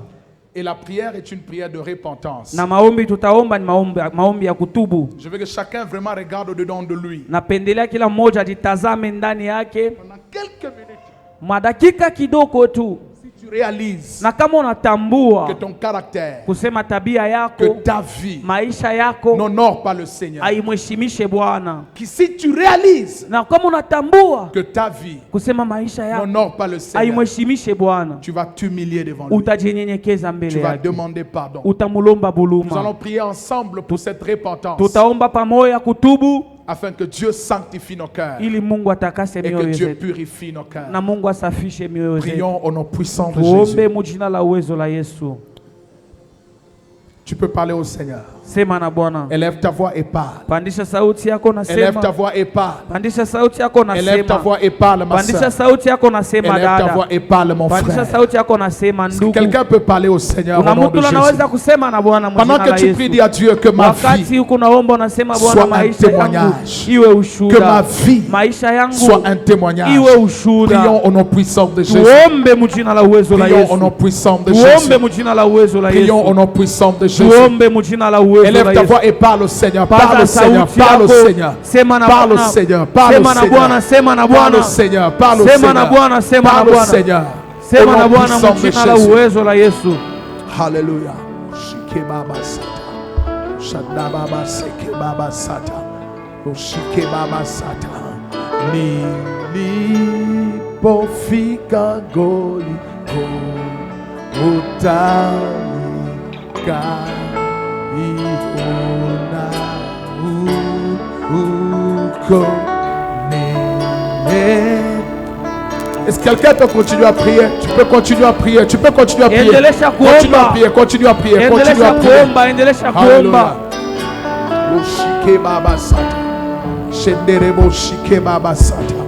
Continue à prier. Continue à t'humilier devant le Seigneur. Continue Endelesha à kujinyenyekeza t'humilier mbele devant ya le Bwana. Seigneur. Continue Ujinyenyekeze à mbele ya t'humilier Bwana. devant le Seigneur. Ujinyenyekeze Continue mbele ya à Bwana. t'humilier devant le Seigneur. Ujinyenyekeze Continue mbele ya à Bwana. t'humilier devant le Seigneur. Ujinyenyekeze mbele Continue ya à Bwana. t'humilier devant le Seigneur. Endelesha Continue à kujinyenyekeza t'humilier devant le Seigneur. Je vais mbele ya entendre Bwana. quelqu'un qui parle au Seigneur. Napenda kusikia mtu Je vais entendre anasema une na sœur Bwana. qui s'humilie Dada et qui s'engage devant le anajitengeneza, Seigneur. anajitoa kumbele ya Bien-aimé, Bwana. parle au Seigneur. Bien-aimé, parle au Seigneur. Sema na Bien-aimé, Bwana. prie et parle au Seigneur. Upendo asema na Humilie-toi Bwana. ce matin. Sema siku ya Humilie-toi leo. ce matin. Nyenyekeza mbele asubuhi ya leo. Humilie-toi ce matin.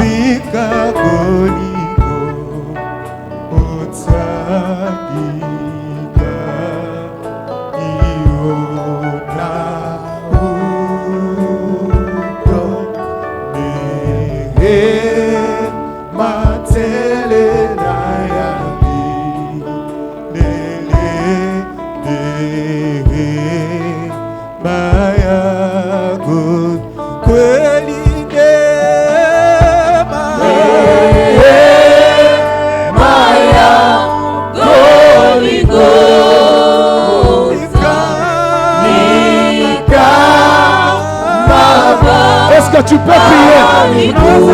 Est-ce que tu peux prier, ma soeur? Est-ce que tu peux t'humilier devant le Seigneur? Est-ce que tu peux t'humilier devant le Seigneur? Tu peux t'humilier devant le roi des rois. Seigneur, pardon. Seigneur, pardon. Seigneur, pardon. Seigneur, pardon. Seigneur,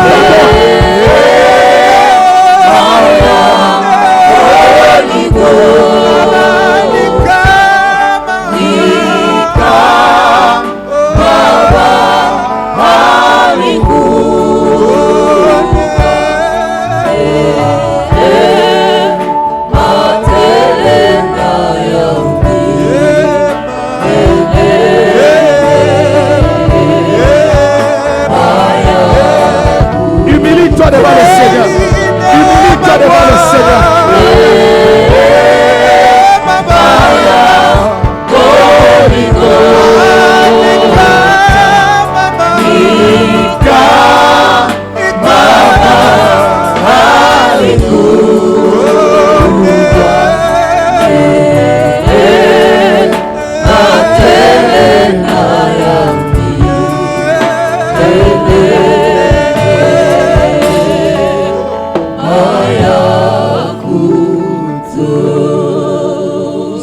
Avant de descendre, mbele ya mimi kushuka. Je sais que j'ai pris beaucoup de temps aujourd'hui, mais avant de descendre, laissez-moi faire une chose. Mbele ya kushuka mwenye Si nifanye tu es kitu dans kimoja. cette salle, Kama uko mkanisa tu huko, entends la voix du Saint-Esprit unasikia sauti ya Roho Mtakatifu. qui te dit repens-toi. Iko nakwambia tubu. Qui te dit repens-toi. Iko nakwambia tubu. Repens-toi. Tubu. Repens-toi. Tubu. Si tu es là, Kama uko hapo, lève-toi et avance. simama na karibia Et je kumbele. vais prier pour toi. Na tutakuombea. Tu es dans cette salle. Uko Tu mkanisa. entends une voix qui te dit Uko nasikia repens-toi. sauti unakwambia tubu. Humilie-toi devant le Seigneur. Nyenyekea mbele ya Si tu es Bwana. là, viens rapidement, je vais prier Kama pour uko toi. amo karibu kwa haraka, Au nom de mchungaji Jésus. atakuombea. Merci mon frère. J'ai besoin, la voix me dit je dois prier pour quelqu'un qui doit se repentir. Sauti unaniambia mnapasha kuombea mtu mmoja anapasha kutubu. Hallelujah. Shike baba sata. Oshanda baba. Thank you, Holy Spirit. Thank you, Holy Spirit. Thank you, Holy Spirit. Thank you, Holy Spirit. Thank you, Holy Spirit. Hallelujah. Shike baba sata. Ne rate pas ce moment. Ne rate pas ce moment. Ne rate pas ce moment. Ne rate pas ce moment. Ne rate pas ce moment. Usipusa hii wakati. Merci Seigneur. Ne rate pas ce moment. Usikose Ne hii rate wakati. pas ce moment. Usikose hii Ne rate wakati. pas ce moment. Usikose hii Ne rate wakati. pas ce moment. Ma Usikose. soeur, ne rate pas Dada, ce moment. usikose Mon hii wakati. frère, ne rate pas Ndugu ce yangu, moment. usikose. Ne rate pas ce moment. Usikose hii Ne wakati. rate pas. Si le Usikose. Saint-Esprit te parle, Kama Roho anasema na wewe. si le Saint-Esprit te Kama parle, Roho Mtakatifu anasema na wewe. reviens, reviens. Rudia, rudia. Reviens, reviens. Rudia. Reviens, reviens. Rudia, rudia. Reviens, reviens. Rudia, rudia. Reviens, reviens. Rudia. Il y en a plusieurs. Reviens. Wengi, wengi. Une rudia. voix te dit reviens. Sauti inasema rudia. Reviens. Rudia. Tu n'es pas en train de, merci ma fille, tu n'es pas en train de te repentir devant un homme. Hakukuwa kutubu mbele ya Mais tu watu. te repens devant Dieu. Huko natubu ni mbele ya Tu Mungu. te repens devant Dieu. Huko natubu mbele ya Son Mungu. sang a coulé à la croix de Golgotha Kumsalaba ya pour te Golgotha. sanctifier. Juu ya kukutakasa. Merci, merci, merci. Asante. Merci. Asante. Merci Saint-Esprit. Asante. Merci Saint-Esprit. Asante. Merci Saint-Esprit. Asante. Merci Saint-Esprit. Asante. Merci Esprit de vie. Asante roho ya Merci uzima. Esprit de vie. Asante roho ya Merci uzima. Esprit de vie. Asante roho ya Merci uzima. Saint-Esprit. Asante roho mtakatifu. Merci Saint-Esprit. Asante roho Dis mtakatifu. au Seigneur, pardonne-moi. Sema na Bwana unirumie. Pardonne-moi. Umwambie unirumie. Pardonne-moi, Seigneur. Unirumie Bwana. Sanctifie ma vie. Unitakase maisha yangu yote. Alléluia. Roshike Baba Sata. Oui, prends tout. Nilipoona kwamba Yesu Baba Sata. Je disais, oui, prends tout. Oui, prends tout. Oui, prends tout. Un instant avant de chanter. Je ne sais pas s'il y a quelqu'un d'autre dans la salle. Jua kama kuko mwingine katika Ne chumba. tarde pas pendant qu'on prie. Wakati Peut-être unaomba. que tu as entendu ce Na message. zingine walisikia Et le mjumbe. Saint-Esprit te parle. Na Roho Mtakatifu anasema na Le wewe. Saint-Esprit t'interpelle. Roho Mtakatifu Alors ne anakukumbusha. rate pas ce moment. Usikose hii wakati. Merci mon frère. Ne rate pas ce moment. Usikose hii Ne wakati. rate pas ce moment. Usikose hii Au wakati. nom de Jésus. Jina la Yesu. Arrêtez un peu. Je vais conduire ces frères dans la prière. On va prier ensemble. Tutaomba pamoja. Alléluia. Toute l'assemblée peut toujours nous aider, mais on va prier ensemble avec vous. Je Kanisa vais vous naweza conduire. kutusaidia, tunaweza kuomba Bien aimé, pamoja. écoutez-moi très bien. Mushikie bapendwa. Tous les jours ne sont pas les mêmes. Mashiku yote aina ya pamoja. Surtout le jour de la repentance. Zaidi siku ya toba. C'est un jour de grâce. Ni siku ya neema. C'est un jour de grâce. Ni siku ya neema. Lorsqu'un cœur revient à Dieu, Wakati moyo namrudilia mais je veux que Mungu. votre décision soit sincère. Mimi napenda mpango wenu Je veux iwe ya que moyo votre wote. décision soit Mimi sincère. napenda mubebe mpango na moyo Parce wenu qu'à wote. partir d'aujourd'hui, Juu kuanzia leo Dieu va commencer une œuvre nouvelle Mungu ataanza kazi mpya dans votre vie. mu maisha Et yenu. vous serez un instrument Na mutakuya kyombo entre ses mains. katika mikono yake. Au nom de Jésus. Mu jina la Yesu. Fermons nos yeux. Tufunge macho Vous yetu. allez prier après moi. Mutaomba kisha mie. Dites Seigneur Jésus, j'ai entendu ta parole. Je reconnais mes péchés. Je reconnais mes fautes. Je reconnais que je suis tombé. Je reconnais que mon caractère ne te glorifie pas. Je reconnais que mon caractère ne te glorifie pas. Je suis incapable de me changer moi-même. Je te demande, je te prie de me pardonner. Pardonne-moi. Sanctifie-moi. Purifie mon cœur. Je prends aujourd'hui la décision Je prends aujourd'hui la décision de me séparer du péché, de me séparer du monde, de t'appartenir,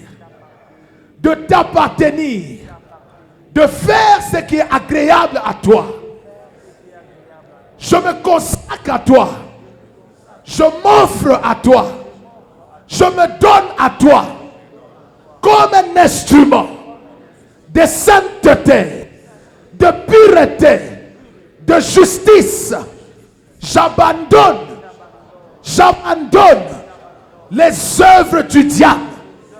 J'abandonne le péché et je me donne à Jésus.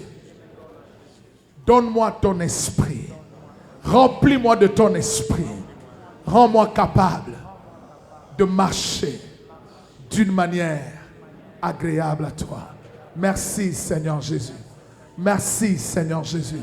Merci Seigneur Jésus. Merci Seigneur Jésus. Oh merci Seigneur. Merci au tendre Père pour l'œuvre de ce matin. Ces cœurs que tu agrées dans ta présence. Seigneur, nous voulons que tu sanctifies cette église. Nous ne voulons pas être, Seigneur, une église hypocrite, une église de pécheurs. Mais nous voulons être une église sanctifiée, une église pure, une église qui aime le Seigneur, une église qui craint le Seigneur, une église des hommes et des femmes qui honorent le Seigneur par leur vie et leur caractère. Bénis ces frères et sœurs qui sont passés ici devant. Ils ont bravé le public et ils ont pris la décision de marcher avec toi. Esprit de Dieu, toi qui connais les cœurs des hommes, touche-les, Seigneur, par la puissance du Saint-Esprit. Au nom puissant de Jésus, nous avons prié avec action de grâce. Nous disons Amen. Amen. Que Dieu vous bénisse, bien-aimés. Est-ce qu'on peut acclamer le Seigneur pendant qu'il va?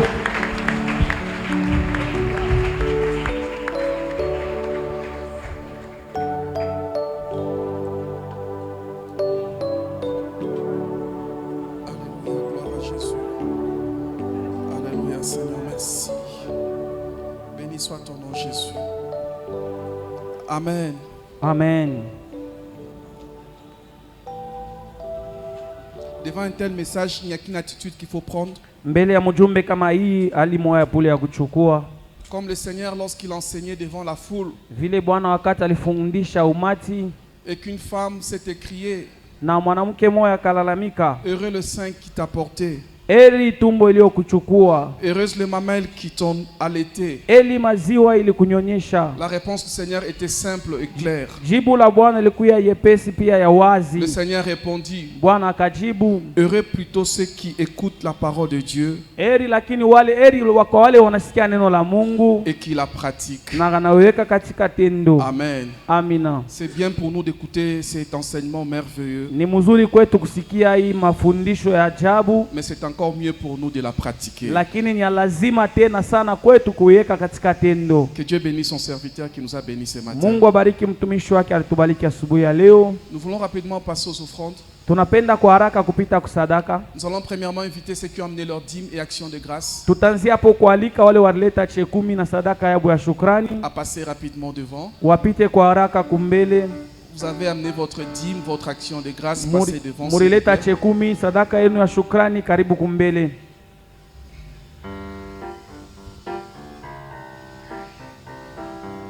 Et si vous avez besoin d'enveloppes, les protocoles sont en train de circuler avec les enveloppes, ils vous donneront. Na kama uko na lazima ya bahasha wa protokolo wanaweza kukupatia wewe kuna zunguluka nayo. Dîme, action de grâce. Sadaka ya chekumi au sadaka ya tendo ya shukrani.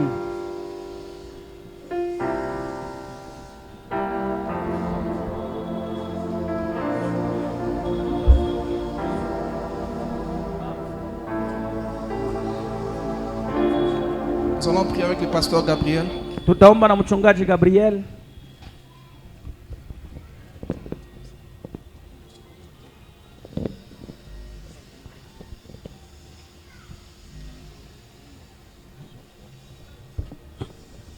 Nous allons prier. Seigneur, merci pour cette opportunité que tu donnes à ton peuple de t'apporter les actions de grâce en reconnaissance de la bonté que tu as réellement fait couler dans leur vie et aussi ces dîmes qu'ils apportent parce que Tu es la source de leurs finances. Tu as dit à ton peuple que voici, je te mets dans un pays où coule le lait et le miel. Mais hâte-toi dans ton cœur de dire que c'est par ta force et par ta puissance que tu y es parvenu. Mais souviens-toi dans ton cœur, c'est par moi. Seigneur, ce peuple a reconnu qu'il y a un Dieu qui pourvoit à leurs besoins, qui leur a donné ses travaux, ses occupations. Saint-Esprit, et maintenant qu'ils sont venus devant toi, nous prions que la grâce qui accompagne ces dîmes et ces actions de grâce leur soit multipliée, afin que la loi de la semaille et de la moisson soit au quotidien leur partage. Nous prions que tu menaces les dévoreurs dans tout ce qu'ils entreprennent, afin qu'ils voient la prospérité à tous égards, et que ceci servira d'exemple à ceux qui retiennent encore leur pas à venir t'offrir.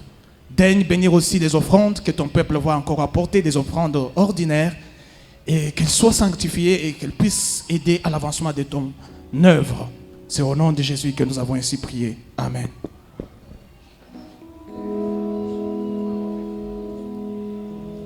On va nous préparer les paniers d'offrandes ordinaires aussi. Batutayarishia kitunga cha sadaka ya kawaida Et pia. nous voulons rappeler à ceux qui n'avaient pas donné l'offrande spéciale le dimanche passé, si vous en avez, vous allez les mettre dans les paniers qui sont de part et d'autre du panier des dîmes et actions de grâce. Wala wakulete sadaka upekee, kama mulileta mnaweza kuweka vitunga vile vinakuwa kupembeni. Et Cœur des Anges va vraiment nous aider avec un seul cantique pour gagner le temps. Kwaya ya Cœur des Anges tutusaidia na mwimbo moya bule tu njo komboa wakati. Le protocole nous aide à recueillir les offrandes.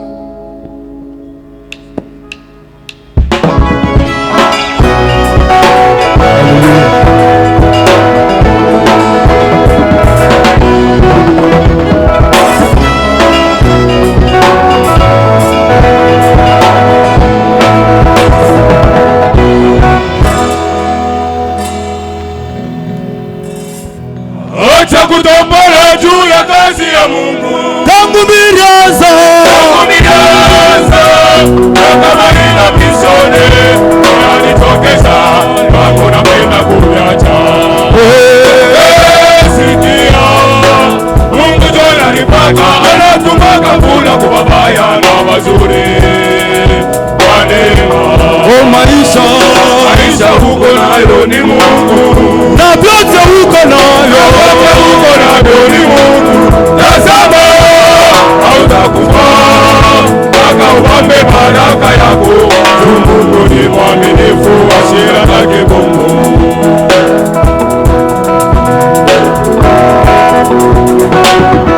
Mungu wetu ni mwema sana, anataka vitu vyote kwa neema. Ndani yake hakuna uchaguzi. Maisha yangu yote niko naishi kwa neema. Sitangaika mie, sitazunguka hata nikikosa leo. Tumaini yangu kwake, najua Yesu atanipa. We kama unapata usidharau ulana nayo, na wewe kama una usishimange uleko nayo. Asema ni vyana chunga wakati yako. Hapana kwa prese na maisha wakati yako na wakashatu tabaki chunga wakati yako iko hapo. Wakati yako iko hapo. Wakati yako iko hapo. Wimba kwetu kanova gala ni neema. Ni neema. Ni neema ya Mungu. Ni neema yake. Ni neema ya Mungu. Maisha yetu. Maisha yangu mie ni neema ya Mungu. Baraka ya Mungu. Kulala na kulambuka na yo ni neema. Ni neema. Wimba mzuri yako ni neema ya Mungu. Ni neema. Haina bati neema ya Mungu.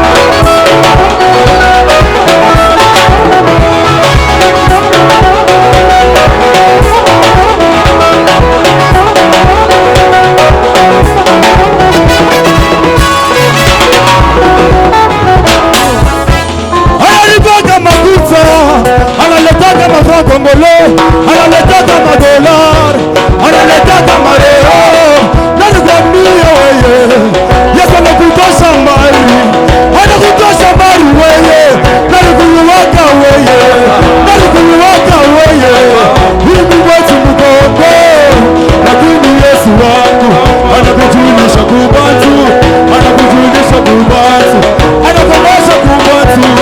Tunaga foto yako weye, foto yako ya mutebula, tukopare na weye walewe, watu wa Mungu. Yesu wangu anakuheshimisha, Yesu wangu anakuheshimisha. Lelele, lelele, lelele. Wanacha bunana wa Yesu, wanacha bunana wake, wanacha bunana wa Mungu, wanacha bunana wake.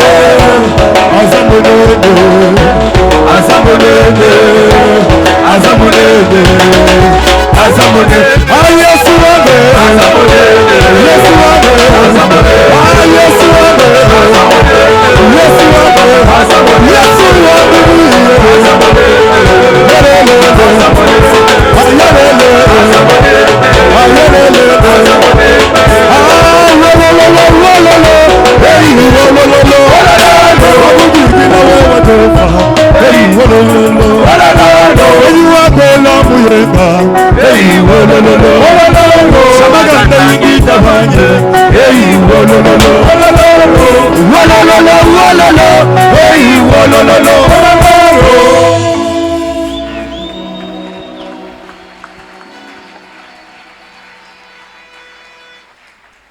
Gloire à Jésus. Amen. Rapidement, les communiqués et annonces de l'Église. Kwa haraka tangazo la kanisa. Nous voulons nous rappeler que la semaine qui va commencer est une semaine ordinaire. Tunapenda kukumbushana kwamba juma ikuanza ni ya kawaida. Chaque jour, nous avons culte matinal ici à l'église de 5h30 à 7h de lundi à samedi. Kila siku tuna maombi asubuhi hapa kuanza saa 5h30 mpaka 7h, kuanzia moja mpaka mposho. Et nous voulons rappeler que pour le jeune sœur de Talita Kumi, tunapenda kukumbusha kwamba wadada wa Talita Kumi, elles ont une retraite de prière qui va commencer de ce lundi jusqu'au mercredi de 18h le lundi. Elles vont sortir le mercredi à 6h juste. weko na matengo yabo ya maombi kunaanza 8h mkazi moja, watatoka hapo mkazi tatu saa 6h. Cette retraite est préparée en vue de leur 5e édition de Talita Kumi qui va intervenir du vendredi 14 mars au dimanche 16 mars de 15h30 à 19h. Ile matengo ya maombi ni njuu ya kutayarisha Talita Kumi yabo ya tano, itaanza mkazi tano hadi mjuma. Mais le mardi, les mamans ont leur programme d'intercession matinale de 9h à 12h. Mkazi mbili wa mama na matengenezo ya maombi. Et le mercredi, c'est notre jour de culte d'enseignement. Na mkazi tatu ni ibada yetu ya mafundisho. Nous nous retrouvons tous ici à l'église à partir de 17h jusqu'à 19h. Tunakutana hapa kanisani sisi wote kuanzia saa 17h mpaka 19h juste. Le jeudi, les mamans ont leur programme de leur culte hebdomadaire ici à l'église de 15h à 17h. Mokazini wa mama weko na ibada yabo ya kila juma hapa kanisani, wataanza saa 15h mpaka 17h. Et comme on l'a dit, les vendredis, nous n'aurons pas notre culte de jeûne et prière. Ce sera le début de la 5e édition de Talita Kumi. Vile tunatokea kusema mkazi tano tutakuwa na ibada yetu ya mafungo na maombi, itakuwa ni Talita Kumi. Et nous invitons toute l'église en général et les jeunes sœurs en particulier Tunaalika kanisa yote kwa ujumla na wadada kwa upekee pour participer à ces assises. wapate kuhudhuria kwa hii makao. Et soutenons même nos sœurs avec nos moyens pour que cette organisation puisse bien se passer. Tusaidie wadada yetu hata na manamuna yetu hii matengenezo ipitikane munjia mzuri. Chaque dimanche, nous avons 2 cultes. Kila siku ya Jumapili kuna maibada mbili. Le premier de 7h30 à 10h15 au plus tard. Ya kwanza kunaanza 7h30 na kikawia itamaliza 10h15. Et le second de 10h30 à 12h30. Na ya pili kunaanza 10h30 hadi 12h30. Et chaque dimanche, habituellement, nous avons aussi JPC les après-midi. Na kila siku ya Jumapili kwa kawaida tuna ibada ya vijana magharibi. Et pour cet après-midi de 16h à 18h. Na kwa magharibi leo kuanzia saa 16h mpaka 18h. Nous aurons exposé biblique avec notre frère Serge Mutombo. Tutakuwa na exposé ya Biblia na ndugu wetu Serge Mutombo. Le comité de protocole nous informe qu'il veut élargir son effectif. Wa protokolo wanatujulisha kama wanapenda kuongeza bwingi. Et donc tous ceux qui sont intéressés à servir au protocole peuvent voir les responsables du protocole. Wale wote mambo inatazamia wanaweza kuona wa viongozi wa protokole. L'ancien Papi, le diacre Trésor, maman Capi. Mzee Papi, Chemashi Trésor na mama Kapi. Pour se faire enregistrer, on vous donnera la suite de ce que vous devrez faire. Ili wajandikishe na watamiambia kile mnaweza kufanya kisha. Le département des médias aussi informe à toute l'église qui procède à une nouvelle formation qui commence demain, le 10 mars. Na timu ya media inajulisha kanisa ya kwamba wanaanza mafundisho yabo mtarehe 10 ya mwezi ya 3. C'est une formation sur la photographie et la prise de vue. Ni mafundisho njoo ya fotografia na namna kuchukua mapicha. Et donc tous ceux qui sont intéressés par cette communication peuvent voir soit le pasteur Glody ou le frère Curtis pour se faire enregistrer. Wale wote hii habari natazamia wanaweza kumwona mchungaji Glody au ndugu Curtis njoo ya kujiandikisha. Il est demandé à tous les responsables des cellules de remettre les documents qu'ils ont pris au secrétariat pour actualiser la base des données de l'église. Wanaomba wale wote wanaongoza maselule barudishe ile barua walipokea ku secrétariat ili wapate kuweka karatasi ya kanisa mzuri. Le département des couples nous informe que le frère Fabien du protocole, on avait annoncé ça le dimanche passé, le frère Fabien a prédoté à Lubumbashi le samedi 16 février. Nduku Fabien alipeleka kifunga mulango kule Lubumbashi. Mposho ile lipita. Ce même département nous informe aussi que notre frère Shadrach Yav de la chorale Cœur des Anges va se marier le samedi 22 mars ici à Lubumbashi à l'église Chemin du Salut. Département inatujulisha kwamba nduku Shadrach Yav wa kukwaya ataunga ndoa yake mtarehe 12 ya mwezi tuko nayo kwa Lubumbashi. Il y a un autre mariage qui va se tenir au mois d'avril, le 13 avril. Kuna ndoa ingine itafanyika mwezi ya 4 tarehe 13 qui va unir le frère Giscard itaunga nduku Giscard et la sœur Ornella de la chorale Vase de Grâce. Na dada Ornella wa mkwaya Vase de Grâce. Et donc ce mariage va être béni le dimanche 13 avril à Lubumbashi à l'église pentecôtiste Sion. Na ile ndoa itaunganishwa ku Lubumbashi mkanisa pentecôtiste Sayuni. Tous ceux qui sont passés devant ici qui ont accepté de se repentir, wale wote walipita kumbele, wale walichika kutubu. Nous vous prions, si vous voulez être accompagnés, nous avons une équipe qui est prête à vous suivre, et même avec les affermissements, pour que vous puissiez mûrir dans la foi chrétienne. Tunapenda kama mnapenda musindikizwe, kuna timu ile iko tayari kumisindikizwa hata kupitia mafundisho ili mkomee muimani ya kiroho. Et même les autres membres de l'église qui n'ont pas encore suivi les affermissements, nous avons fini avec 2 classes et donc nous ouvrons une autre classe de affermissements premier niveau. Si vous êtes intéressés, veuillez voir les responsables après ces cultes au niveau de secrétariat. Hata wote wa mkanisa wale wanapenda kufuata mafundisho, tunamaliza na masomo 2, kuna somo ingine na pasha kwanza. Wale wote wanapenda wanaweza kujiandikisha ku secrétariat. Pendant la semaine, nous avons été frappés pratiquement par 4 deuils. Katikati ya juma tulipikwa na vilio ine, karibu ine. Notre maman, la présidente de la commission du département de femmes de distinction de l'église ACI Mikuba, maman Yvonne, avait perdu son mari et l'inhumation avait lieu à Lubumbashi le mardi. Mama Yvonne anaongoza wa mama wa chanisho alifisha bwana yake ku Lubumbashi na maziko ilifanywa paka kule ku Lubumbashi. Nous avions aussi notre frère Meshak de la chorale Vase de Grâce qui avait perdu son père biologique. Pia ndugu wetu Meshak wa kukwaya Vase de Grâce alifisha baba yake mzazi. Et l'inhumation avait eu lieu hier ici à Fungurume. Na mazishi ilifanywa jana hapa Fungurume. Le frère Dieu merci de la chorale Cœur des Anges avait perdu sa tante. Ndugu Dieu merci wa kwaya Cœur des Anges alifisha sangaji yake. Et l'inhumation a aussi lieu au cours de cette semaine. Na mazishi nayo ilifanywa katikati ya Ijumaa. Le pasteur Faustin Massangu avait perdu son oncle. Mchungaji Faustin Massangu alifisha myomba yake. Et l'inhumation a eu lieu à Kabongo, c'était au courant de la semaine. Na mazishi ilifanywa paka katikati ya Ijumaa lakini ku Kabongo. Et même notre frère Claver qui a prié avec nous ici à Kolwezi avait perdu son père biologique.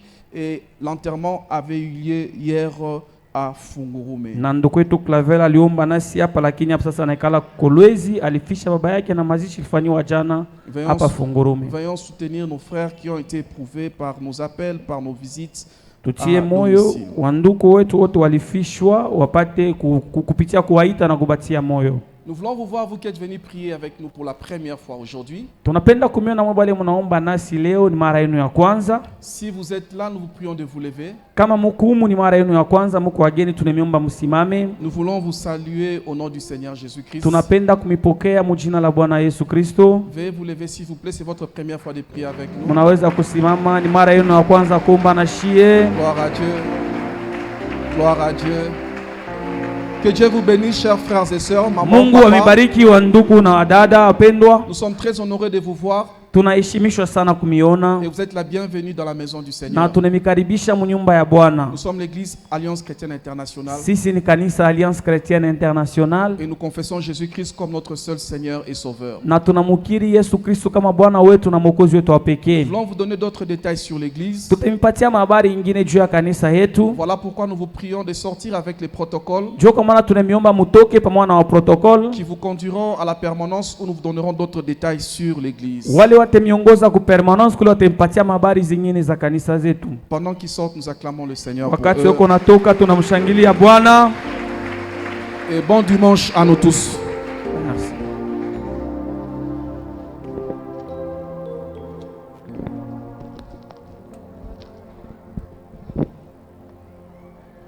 Amen. Amen, amen. Amen. Que le Seigneur vous bénisse abondamment. Bwana mibariki kwa utele. Nous sommes vraiment arrivés à la fin. Tumefika kabisa kabisa mwisho. Alors nous n'avons que 5 minutes. Rapidement, nous voulons présenter ceux qui ont terminé les affermissements Kwa haraka tunapenda kuonyesha wale walimaliza majifunzo ya et fermissement ceux qui ont été baptisés. na wale walibatiziwa. Notre église a pour vision Wazo ya kanisa letu faire des disciples kufanya wanafunzi, qui feront des disciples. wale nao watafanya Et wanafunzi. pour faire des disciples, Ili kufanya wanafunzi nous avons un programme de 3 niveaux. tuna matengenezo ya mahatua tatu, Et ceux d'aujourd'hui na wale wa leo ont terminé le premier niveau. walimaliza ile somo ya kwanza. Si vous êtes dans l'église, Kama muko mkanisa, tout le monde doit passer par les affermissements. watu wote wanapasha kupitia kupitia Si mafundisho. vous avez déjà fait les affermissements ailleurs, Kama mulishaifanyaka fashi ingine, vous aurez un entretien avec Pasteur Eric, Mzee Jean-Louis. mutazungumuza na mchungaji Erika au mzee Jean-Louis, Ils peuvent toujours évaluer ce que vous avez déjà étudié. wanaweza kupima kile ile mulisha kufundaka. Le but, Shaba c'est de nous assurer que l'église n'est pas seulement constituée de membres. ni kutuhakikisha ya kwamba mukanisa muna tu memba babure tu, L'église est constituée de disciples de Jésus-Christ. lakini kanisa inatungwa na wanafunzi wa Yesu Kristo. Amen, amen. Amina. Nous avons aussi la grâce de leur donner des Bibles. Tuko pia na neema ya kuwapatia mabiblia. Je vais encore inviter notre pasteur, Pasteur Glody, vous pouvez venir, comme ça on les fait un peu rapidement. Talika mchungaji mwingine kwa haraka tuifanye. Alors je vais appeler les noms rapidement. Taita manjina kwa haraka. Il s'agit du frère André Sapou.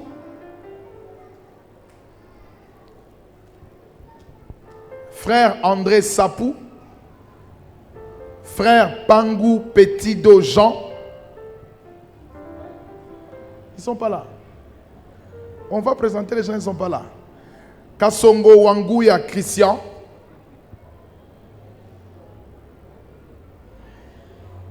Kashiki Mwanasai Freddy.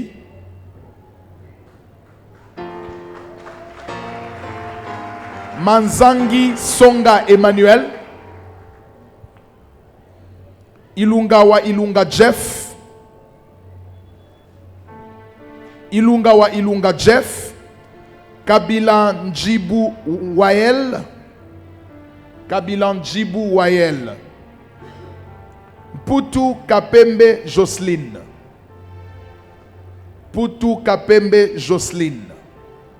Lukelwa Magène Pierre. Lukelwa Magène Pierre. Mwanza Petroni. Mwanza Petroni. Mwengwe Annette Pascaline.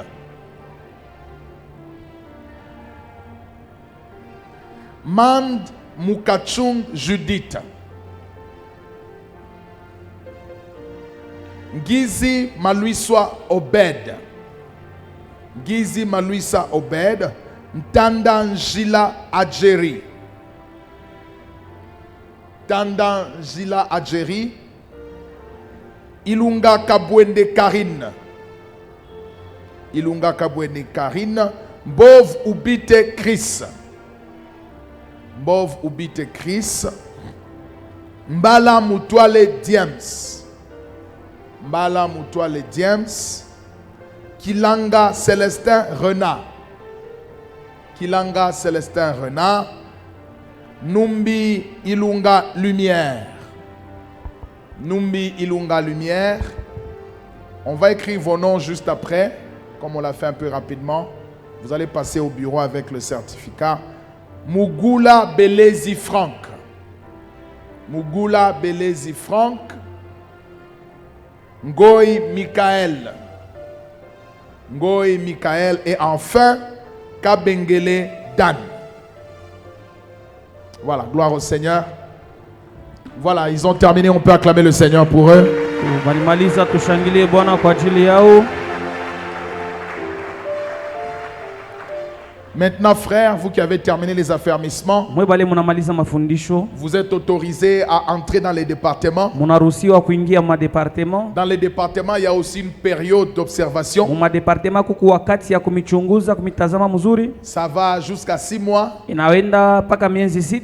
Mais si les départements trouvent que vous manifestez un bon caractère, Lakini kama departement naona kwamba kuna tabia mzuri, on peut vous intégrer aussi un peu avant. wanaweza kumingiza mbele ya wakati. Que les responsables de département jugent. Wenye madaraka wa hukumu.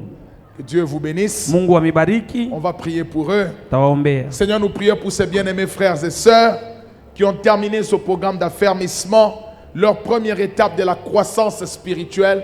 Nous prions, Seigneur, que tu les aides à être de véritables disciples de Christ, qu'ils manifestent le fruit, Seigneur, de ton caractère, le fruit de l'esprit, et qu'ils témoignent qu'ils sont véritablement enfants de Dieu.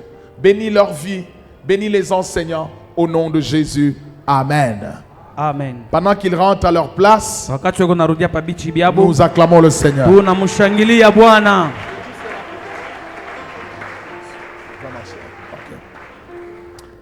Voilà, rapidement et puis après on se sépare. On a pris beaucoup de temps aujourd'hui, on termine. Nous rappelons à l'église que nous avons notre grande convention du 27 avril au 4 mai. Tunakumbusha kanisa tuna kongamano yetu munene kuanzia tarehe le 27 mpaka le 4 mai. Et pour cela aussi, par rapport à regarder un peu derrière, j'aime Kwa toujours ili- regarder derrière. Mwangalie mbele kumukongo, L'église est pleine. kanisa isha Il y a kuyala. même des gens qui sont assis dans la porte. Kuna wengine washikala ni mumulango tu. Alors, nous sommes en construction Tuko nayenga kule pour élargir l'église juu ya kunenepesha kanisa par la foi kwa imani et nous allons évangéliser na tabiri pour injili combler cet endroit. juu ya kujaza ifwashi. Ainsi, nous avons besoin de vos contributions. Hivi tuko na lazima ya michango Le yenu. temps ne me permet pas de faire un appel détaillé, Wakati hainiruhusu nifanye wito, mais on a besoin d'argent. lakini tuko na lazima ya Alors, fedha. je vais juste faire un appel spécial. Tafanya tu mwito ya upekee. Qui peut donner $20 pour la construction rapidement? Nani anaweza kuleta tu $20 juu ya majengo On kwa a haraka? vraiment besoin d'argent. Tuko na lazima sana ya Qui fedha. peut faire un sacrifice? Nani anaweza kujitoa? C'est pour aujourd'hui ou cette semaine? Ni juu ya leo au Ijumaa? Aujourd'hui, que Dieu vous bénisse, ma soeur. Leo Rapidement, au Ijumaa rapidement, kwa haraka. rapidement, que Dieu vous bénisse, ma soeur. Mungu Je disais amibariki. $20. Que si vous en $20 avez maintenant, tu. vous donnez. Que Dieu vous bénisse. Que Kama Dieu uko vous nayo bénisse. sasa unaweza kuleta. On en a vraiment besoin. Tuko nayo lazima sana. On a encore besoin, s'il vous plaît. Levez la Tukingariki main. nayo lazima mnyoloshe mikono yenu. Allez dans cette rangée aussi. S'il Mwende vous pia plaît. mwile mustari. Levez la main. Kuna On a vraiment besoin d'argent. On est bloqué. weka mkono yulu, tuko lazima na fedha. Que Dieu vous bénisse, frère. Rapidement. Que Dieu vous bénisse, ma soeur. Si vous en avez, vous mettez ici. Pasteur Eric va prendre. Merci.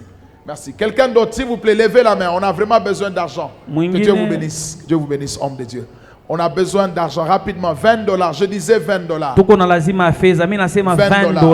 $20. $20 $20. Rapidement. kwa Que haraka. Dieu vous bénisse, ma soeur. Mungu ambariki mama. Dieu vous bénisse, ma soeur. $20 rapidement. $20. Que Dieu vous bénisse, frère. Prenez l'enveloppe, vous allez amener au courant de la semaine. Muchukue bahasha, mnaweza kuleta hata muijuma tuko naanza. Mimi nafia kabula bantu mengine ma enveloppe toi pa avant kutoka toi pima kupatia enveloppe. Levez la main s'il vous plaît rapidement. Weka mkono yulu kwa haraka, tunakusi. Donnez au diacre Paul Kassong, il est là juste à on patia enveloppe. Donnez l'enveloppe. Levez les mains s'il vous plaît. Weka mkono yulu. Itami kabula ma enveloppe papa rapidement. Levez la main s'il vous plaît, vous avez prenez une enveloppe $20. Chukua bahasha ni ya $20 tu. $20, vous avez levé la main. $20. Voilà, il y a une main qui est levée là-bas. $20 rapidement. $20 rapidement, rapidement. Merci, il y a une autre main là-bas. $20. $20.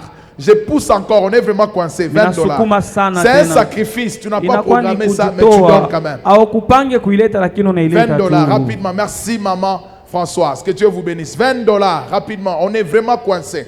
Que Dieu vous bénisse, maman. Merci. 20 Mungu amibariki $, sana mama. 20 $, rapidement, rapidement. On a besoin d'argent, s'il vous plaît. S'il vous plaît. Merci beaucoup, maman Joël. Quelqu'un d'autre, 20 $. Nani mwingine dola 12 tu. Vous allez donner aussi pendant la semaine. Na Levez la mujuma main. mutaleta weka tu Vous mkono allez donner yulu. pendant la semaine. Levez la main. Mutaleta Que Dieu vous mujuma. bénisse. Vous allez donner d'ici dimanche. Que Dieu vous bénisse. Qui va donner d'ici dimanche? Nani ataleta mbele ashe kufika dimanche kuna Yeah, kuya. donnez-lui. Rapidement, on est vraiment coincé. Rapidement. Kwa haraka. Que Dieu vous bénisse. Mungu amibariki. La troisième chose pour terminer, Kitu kia tatu kwa kumaliza, nous allons lancer un nouveau programme de formation des diacres. tutaanza matengenezo mupya ya kufundisha washemasi. Il y a quelques personnes qui ont été sélectionnées, Kuna watu wale walichakuliwa, mais je voudrais aussi donner l'occasion lakini mimi napenda kupatia pia bahati à quelqu'un qui est dans l'église, kwa mtu leko mukanisa qui est serviteur. eko mtumishi. Peut-être nous ne te connaissons pas très bien. Saa zingine tukujuake mzuri, Peut-être tu as servi ailleurs. saa zingine ulitumika fashi Tu ingine, veux intégrer. unapenda kuingia. Après ce culte, Kisha ibada hii j'ai besoin de m'entretenir avec vous. niko na lazima ya kusungumuza na mweye. Alors, parmi les premières candidatures, nous avons Katikati ya kwanza wale tunachukua kuko le frère Colin Musir, le frère Curtis Kalonji, le frère Grace Fédon, Pascal Tuité, Hugo Kalonda, Serge Mutombo, Delphine Ilunga, Salomon, Bosco Omari, prophète Dieudonné, prophète Christian, prophète Jo Alliance, Arnold, Patrick Mavound, Trésor de l'évangélisation, couple Jean-Jacques, Nelly Chimbi, frère David Kassanda et la sœur Eunice et le frère Justin Ngoy. Et donc voici les personnes qui ont été jusque-là ciblées. hawa jo watu wale tulifukuzia. Pour d'autres candidatures, vous pouvez passer au bureau. Kwa wengine mnaweza kupita kwa office. Si ces personnes sont là, j'ai besoin de m'entretenir avec eux. Kama hao watu weko huko unapenda nizungumuze nao. La formation va se tenir jeudi et samedi. Majifunzo itaanza jeudi na samedi. Samedi à 18 et jeudi à 18h. Jeudi 18h. Samedi à 16h. Na samedi saa 16h. S'il y a répétition, ça va se faire à la permanence. Kama kuko repetition kutafundia ku permanence. Que Dieu vous bénisse. Mungu awabariki. C'est tout. Veuillez vous tenir debout s'il vous plaît. Mnaweza kusimama. Ah, ok.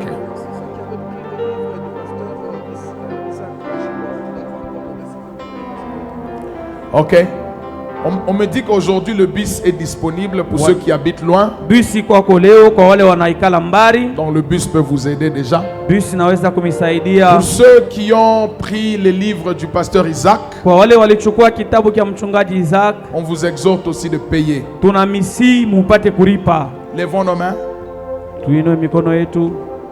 Alléluia. Oh, merci Seigneur. Merci Jésus. Seigneur, nous bénissons ton peuple. Merci pour ce temps dans ta présence. Nous prions, Dieu, que cette parole qui est tombée comme une sémence façonne, change les cœurs, change les vies et fait de cette assemblée une assemblée des saints, une assemblée des hommes et des femmes qui t'aiment et qui marchent selon ta parole. Nous voulons, Seigneur, commencer une nouvelle semaine. Je proclame la bénédiction de Dieu, la grâce de Dieu, la faveur de Dieu. Bénis le programme de Talita Kumi cette semaine, le programme des sœurs, des jeunes sœurs. Que ta gloire soit au rendez-vous. Merci, oh Dieu, pour ton amour, ta présence et ta grâce. Que l'amour du Père, la grâce de notre Seigneur Jésus-Christ, la communion du Saint-Esprit aille avec chacun au nom puissant de Jésus. Amen. Amen. Que Dieu vous bénisse. Mungu awabariki. Nous suivons l'ordre du protocole. Tunafuata Mais uongozaji wa pendant ce temps, protocole. saluez quelqu'un et communiquez la grâce. Salimia mtu mwana umbukizie neema. Amen. Que Dieu vous bénisse. Allons dans la paix du Seigneur. Tubariki twende msalama ya Bwana.